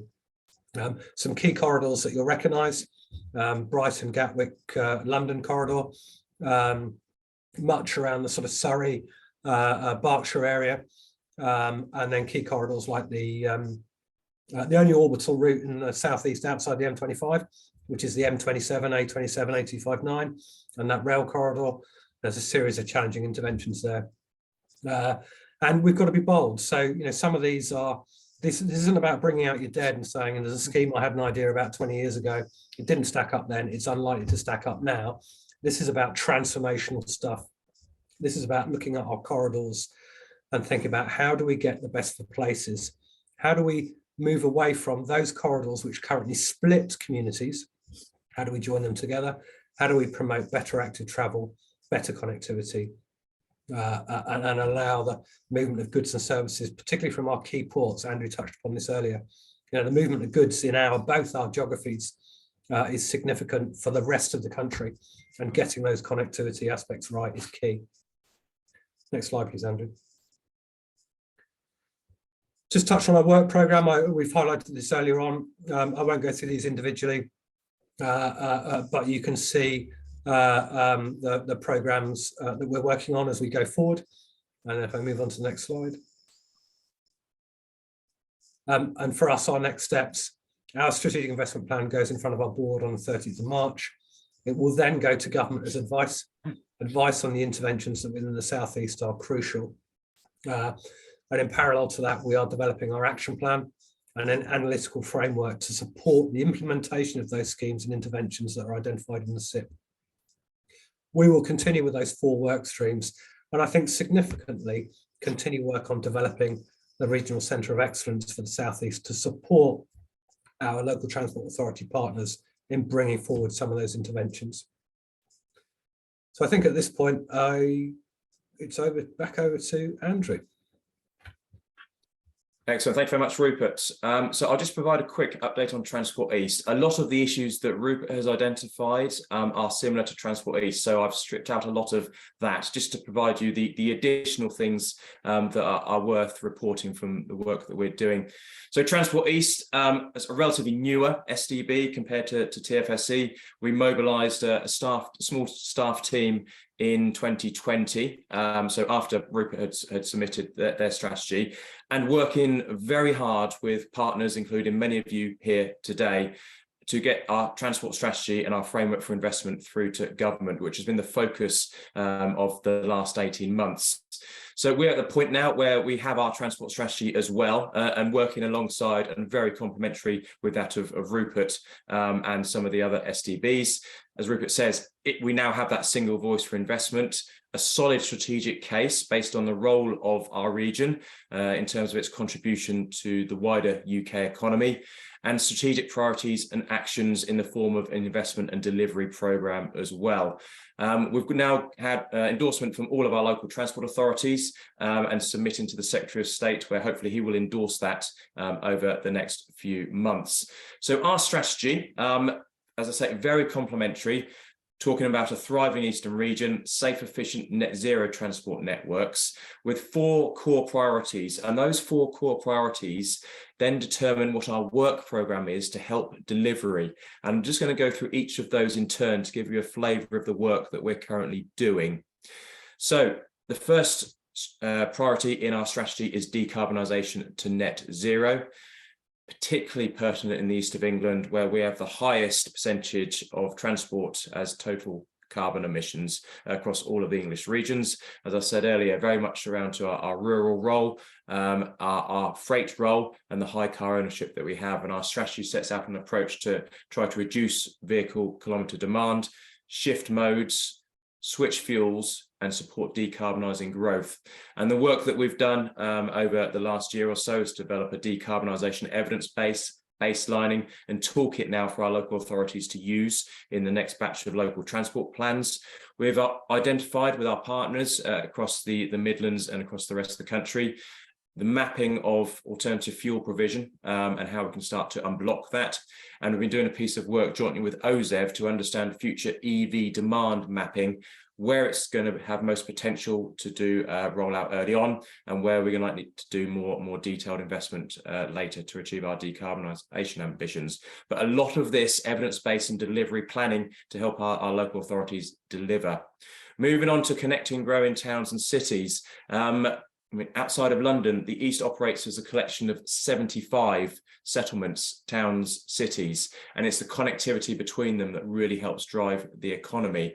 So our strategy really talks about how we can support sustainable connectivity within those places, but also faster, more reliable connectivity between those places, and not just within the region, but to the southeast, to London, to Cambridge, to the Midlands, really connecting us to the wider UK economy. At a very short-term tactical level, we're providing advice to government on priorities for things such as the forthcoming RIS3 programme. But over the longer term, we've developed a new strategic model for transport movement in the East, and are now using that to deploy corridor connectivity studies and a new rail plan for the East to really say, what are the investment priorities, not only over the next 0 to 5 years, but 5 to 10, 10 to 20, that we need to start getting behind, building the business cases and working out investment for. As part of that, as Rupert said, we've had a lot of focus on building strategic relationships with those national agencies that help deliver, so National Highways, Network Rail and other bodies. And this is going to be increasingly important over the next few years as those change and grow. For example, as Rupert said earlier, Great British Railways, which we need to be part of the decision-making process for. The next layer, as I talked about, is how we support our rural communities. So in the East, we have about 1 million people of our 3.5 million that live in a rural location. 2/3 of those live in a transport desert. That is, they can't access jobs, services, education and skills. So our strategy really talks about how we can support that. So people that live in these places, how can they access those things, either by physically going there, be that on a bus, be that on DRT, be that by shared transport or other means, or how can those things come to those people with more local provision, and where possible, how can you support digital rollout so people can achieve those outcomes by means other than transport? An added dimension for us, and this was really strongly commented on as we went through our public consultation, was coastal connectivity. We have 500 miles of coastline there, a lot of challenges in those towns and places, levelling up, as well as huge economic opportunity, for example, from our offshore wind industry, and help grow in our energy sector. So a large focus in our strategy around supporting coastal connectivity. What are we doing? Well, this year, we've set up a Centre of Excellence for Rural Mobility, starting to draw together the evidence base and the analysis and best practice with our partners, and then working out what a new delivery model might look like for rural mobility. And going back to Rupert's earlier point, conversations about devolution, etc., there's a lot that we need to change in places like the East to better provide that type of public transport. Worth mentioning that Transport East is the lead STB across the country on rural mobility as well. We've taken on that role so we can champion our rural outcomes to both government and Treasury to ensure they have a greater weight in decision making going forwards. And then the final part of the strategy itself, but not least, is unlocking international gateways. I set out earlier, the huge amount of ports and airports that we have. So our strategy really focuses on connectivity to those ports. How do we support journey time, reliability and connectivity? And in terms of the decarbonisation agenda, where possible, can we shift freight and passengers to more sustainable modes? So for example, in the East, how do we support things such as Ely, Hawley, Ripple Lane? How do we make sure all these schemes are progressing, communicated to government as our priorities, so that we can really support both the economy and decarbonisation? So what we're doing is leading the strategic case for investment in those, making sure that it's very clear to government, and collaborating with Rupert and others to make sure that in terms of future of freight, we have a clear direction going forward. So hopefully it gives a flavour of what we're doing at the minute in terms of tangible activities. Now, as Rupert said, going ahead into next year, we're both at the point where we're about to submit business plans to government to say, look, this is what we can deliver next year, here's our offer, and hopefully draw down that ongoing investment from the DFT. In terms of the Transport East region, with our members, we've identified a number of priorities. We need to make sure we have that really solid analytical capability within the region, which we're looking to enhance. That allows us to do better bids, better business cases, and support delivery planning going forwards. And things that we've seen over the last few weeks, some of the issues around certainly levelling up bids, and the region really not getting its fair share. Part of our work is how do we support partners to improve that capability. We want to do a series of strategic connectivity studies like Rupert has articulated in his region, really setting out how we work with districts and LTAs and businesses to identify that next generation of investment. And an important element of that connectivity is a rail plan. So one of the things that me and a number of people on the call here have been doing over the last few weeks is working hard with our parliamentarians to get us behind the concept of a rail plan for the East. We have a parliamentary event on the 27th of February, and beyond that, developing a rail plan for the East that sets out our version of the integrated rail plan for the North and Midlands, setting out what we need as a sequenced delivery programme. I've talked about the Rural Mobility Centre of Excellence. We want to enhance that and make sure that that is cutting through with government. And a large part, therefore, of what we do is MP, parliamentary and events advocacy. So we are transport advisors for the East of England All-Party Parliamentary Group now, and we're increasingly working with DFT, Government, Treasury. For example, we gave evidence to the Transport Select Committee 2 weeks ago on rural mobility issues to make sure that our advice is really cutting through. But we need to work in collaboration with both yourselves and others and Rupert. And so there's areas, particularly decarbonisation, strategic bus support, strategic freight, where we can't just tackle this as a region. So going forwards, that's where we'd really love to work with you and others and Rupert on how we tackle those collectively. And we've put these in our business plans to say to government, we need a strategic approach to collaboration on this. So hopefully that provides a bit of a Transport East update. We're just going to provide you with a sort of final summary slide and set some questions that we'd really love to hear from. So we both have transport strategies and investment plans in place. We now use these to advise government on what our priorities are, but our role is expanding. It's not just advocacy, it's about supporting capacity and capability for partners, supporting decarbonisation, helping you and others with business case development and really starting to develop those investment pipelines. And I think the final point is collaboration and engagement is absolutely fundamental. It's a concept we've really embraced as STBs, and hopefully you've seen that today through the joint presentation. What we'd like to hear from you, and I'll stop sharing the slide in a minute, so it's just to keep a note of these questions. Do these challenges resonate with you? What are your priorities? Do you broadly agree with what we're planning for next year, or are there other things that you'd like us to do? And how do we work with you going forward? So, Chair, if it's okay, I'll stop sharing the slides there and open up for discussion. Thank you. Thank you both so much. Absolutely fascinating discussion, presentation, and I think it's there are so many things I believe that chime with what we're trying to do and chime with some of our ambitions. So I am sure we're already on an officer level working very closely with you. And as Adam said, we have representation on this board with the chairs of your board. So I hope that there is a lot of commonality and working across on priorities. But let me open up to the board quickly for any comments or queries on those questions you've been given. Liz. Thank you very much. That's really interesting. I'm a huge transport geek, so it's right up my street. Very good. Just one query on the southeast map. The M2A2 was not shown. And in the question about what our priorities are, when we were asked to comment on the Lower Thames crossing, we did feel that the works at Brenley Corner and the dualling of the bottom of the A2 were really, really significant, particularly Brenley Corner in the short term, where they are both real pinch points at the moment. I was a little bit surprised to see that they weren't shown on your map. I just wonder if you've got any comments on that. Yeah, I can. A2 Brenley Corner enhancements is there. It's part of it. It's a RIS3 pipeline scheme. The map I've showed you is the whole of the southeast, so it is tricky to pick out the individual interventions, as is M2 Junction 5, which is a RIS2 scheme. That's in there. A2 Dover Access, as well as A229 Bluebell Hill enhancements, which is a large local major. There's M2 Junction 4. There's a whole range of schemes that are in there.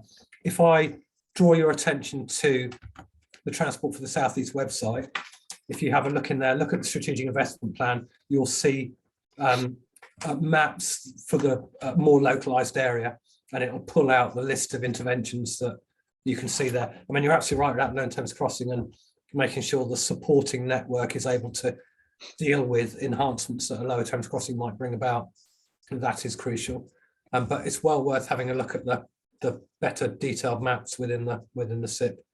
Thank you very much. It was just in relation to, I'm from KMEP, and we've done quite a bit of work because of the problems of Operation Brock and the significant emphasis put on the M20. So do you think those are realistically coming through? If they're in the pipeline, does that mean they will happen, or are they a nice to have, do you think? We're not saying that the interventions that we're describing are nice to have. We're saying if you want to see the economy grow, these are the things that need to happen. And some of the challenge we've got is some of the RIS schemes, so RIS2 schemes, such as oh crikey, it's gone out of my head, M2 Junction 5, as a RIS2 scheme, and some of the RIS3 pipeline. We think that they're probably early on. Some of the rail interventions, because they're slower burn and take longer to develop, are probably at the back end of the programme. Over the next 28 years, we're saying there's £40 billion worth of investment. These aren't nice to do. The evidence base behind says, look, they stack up, they bring about the social, economic and environmental improvements. So things like, the M20 at Junction 1, M20 at Junction 6, stuff like that, they are crucial to bring about, that functioning transport network to support the economy. Thank you very much. Really interesting. Thank you. Thank you. Carol and then Christine. Thank you, Andrew and Robert, for an insightful and well-presented presentation. It's really useful. My question is about the rural strategic work that's going on. I'm just wondering if you're actually engaging with rural businesses, such as farmers, growers, and producers of food here in the southeast and in the east, in terms of their constraints that they have, particularly around movement not only of goods, but actually of people. So, you know, in terms of actually getting people from those areas of, say, deprivation and high unemployment into maybe roles and jobs and opportunities within those particular sectors, bearing in mind that both Kent and the East have, certainly Kent has, you know, a massive, you know, growing and agricultural, horticultural sector, as does the East as well. That's my question. So Andrew might want to come in as well. I think in terms of the strategic investment plan, our focus is on the strategic interventions, such as the strategic road network, rail network, mass transit, and so on, to enable local transport authorities through the development of the local transport plans to deal with some of the local network issues that you know, rural communities particularly are challenged with. As part of the consultation on the work that we've done through the transport strategy and the SIP, we went quite widely. I haven't got a list of whether a particular, you know, grower, for example, fed back. But the key for me is having a line of sight from national policy through the regional evidence base that enables local transport authorities through things like their bus service improvement plans, through active travel, through local interventions, to bring forward those opportunities that link up with some of the strategic aspects that our investment plans are focused on. So it's that line of sight is really quite crucial. And one of the challenges that our colleagues in local transport authorities face is the time it takes to pull together business cases that support some of these interventions. And the work that Andrew and I and other colleagues around the country are doing is providing some capability to help bring forward some of the proposals that local authorities will identify as part of their local transport plans through their Bus Back Better, as well as pushing hard on national highways and rail to bring about those interventions. But I know Andrew's done a lot of work on rural mobility and he may wish to come in. Yeah, I reckon I've got quite a few hands up, don't want to take too long, but yes, in terms of developing that evidence base to present to government on the need for change in this area. Yes, small businesses were an important part of our public consultation on our strategy and is ongoing.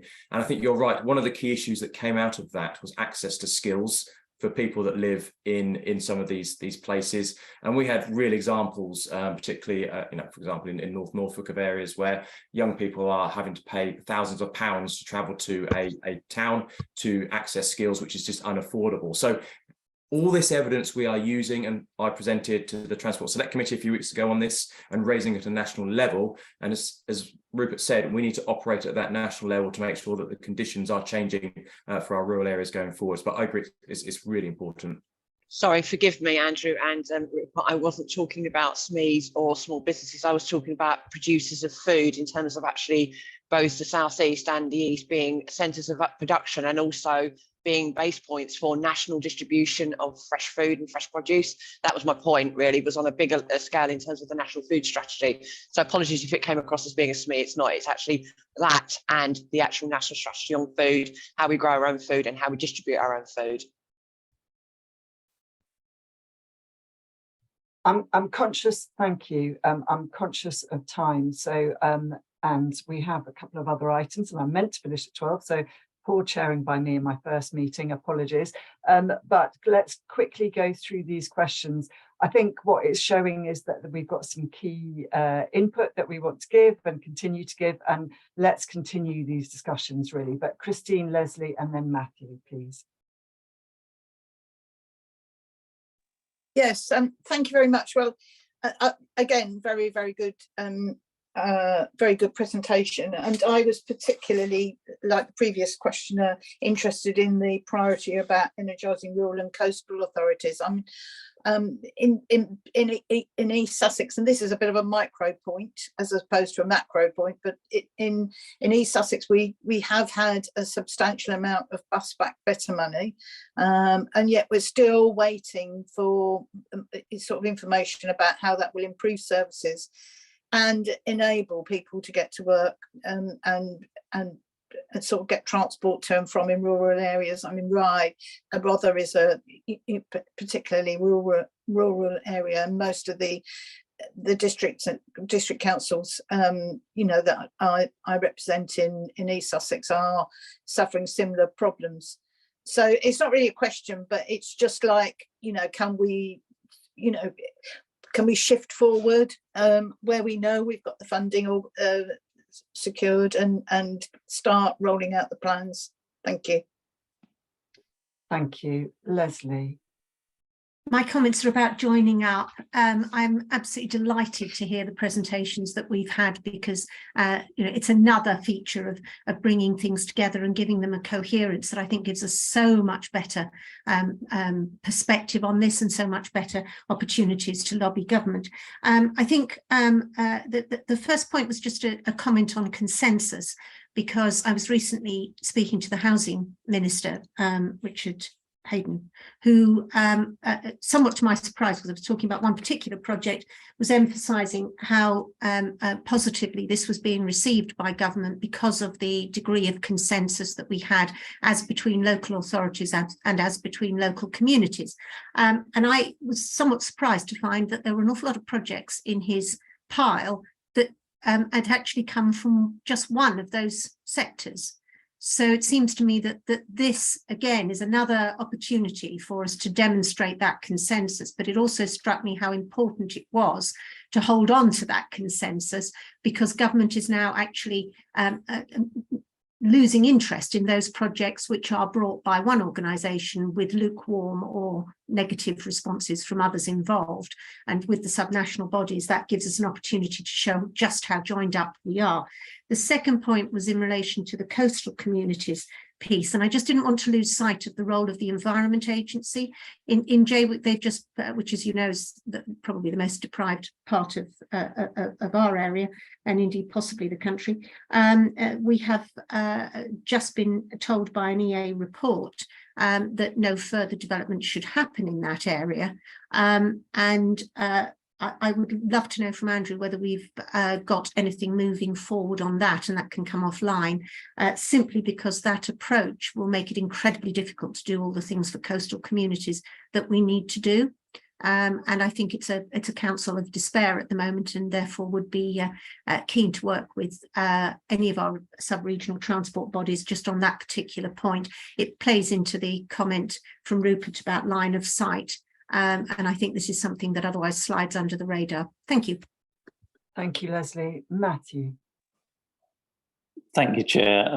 Very, very quickly, because I'm conscious of time, and I should declare an interest I'm a director of Stagecoach South East, which operates bus services in Kent and East Sussex. And it's really just to thank the two presenters, and an open question really, which is how the current challenges around the short-term funding gap in the bus industry and the kind of reinvention that the railway is going through at the moment, is that going to derail the long-term strategic plan? I hope the answer is no, because I think everything that's been outlined and that TFSE and Transport East have been working on is admirable, and I really hope it doesn't derail it. So it's a bit of an open question, but it doesn't need an answer, but I'm happy to talk to Rupert probably offline. Rupert, do you want to just come back quickly? Yeah, I mean, thanks, Chair. It's great to see Matthew. You know, bus and rail are fundamental to my mind for our decarbonisation journey. Now, there's some really challenging times, you know, inflation, fuel inflation, drivers, drop off of patronage during the pandemic. And I think, you know, we have collectively got to do all we can to encourage people back onto public transport to build that up. Because the only way in which I think we're going to decarbonise is making sure we heavily rely on mass transit. So that's about quality of services, affordability, reliability, frequency, all those sorts of things. And I share Matthew's concerns, particularly, decisions around, operators grant and the £2 fare for certain routes that's on at the minute. If some of these things end, it's going to become increasingly challenging. And I think, with operators, our job as STBs is to make sure we continue to make the strong case for investment in bus services and rail services. Thank you. I think I'm going to have to draw it to a close here. I'm really sorry we're overrunning to the board. But thank you, Andrew and Rupert. A really fascinating discussion. I hope we will have more.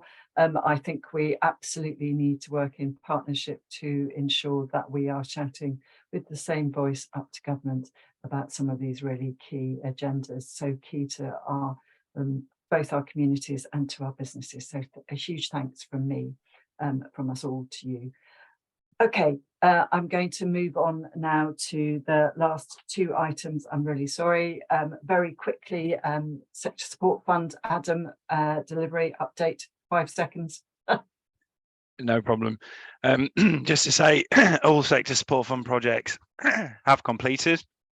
We are going to do post-scheme evaluation and bring a report to the board in October this year to really reflect back on the impact of the projects.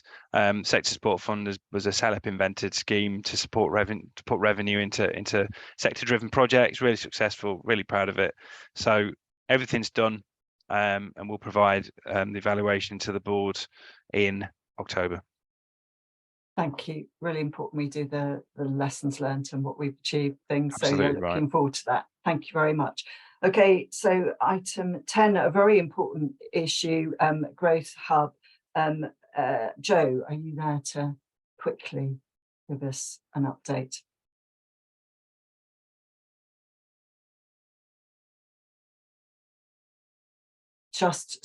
Just before you, I know Joe, I think you're just joining us, aren't you? But what I'm hoping is that everybody has had a chance to read the report. I want to note that I also have written to the Chancellor and Grant Shapps, recognising that things are constantly changing in the departments, to highlight the challenges that the growth hubs are under and to urge them to make a quick decision. Joe, is there anything we need to say very quickly?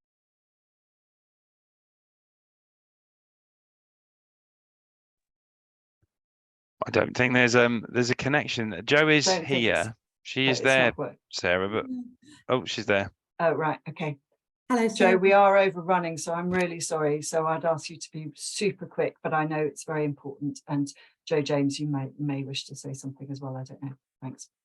Thank you, Sarah. I will be super quick. Apologies there. It took a while for me to come into the meeting.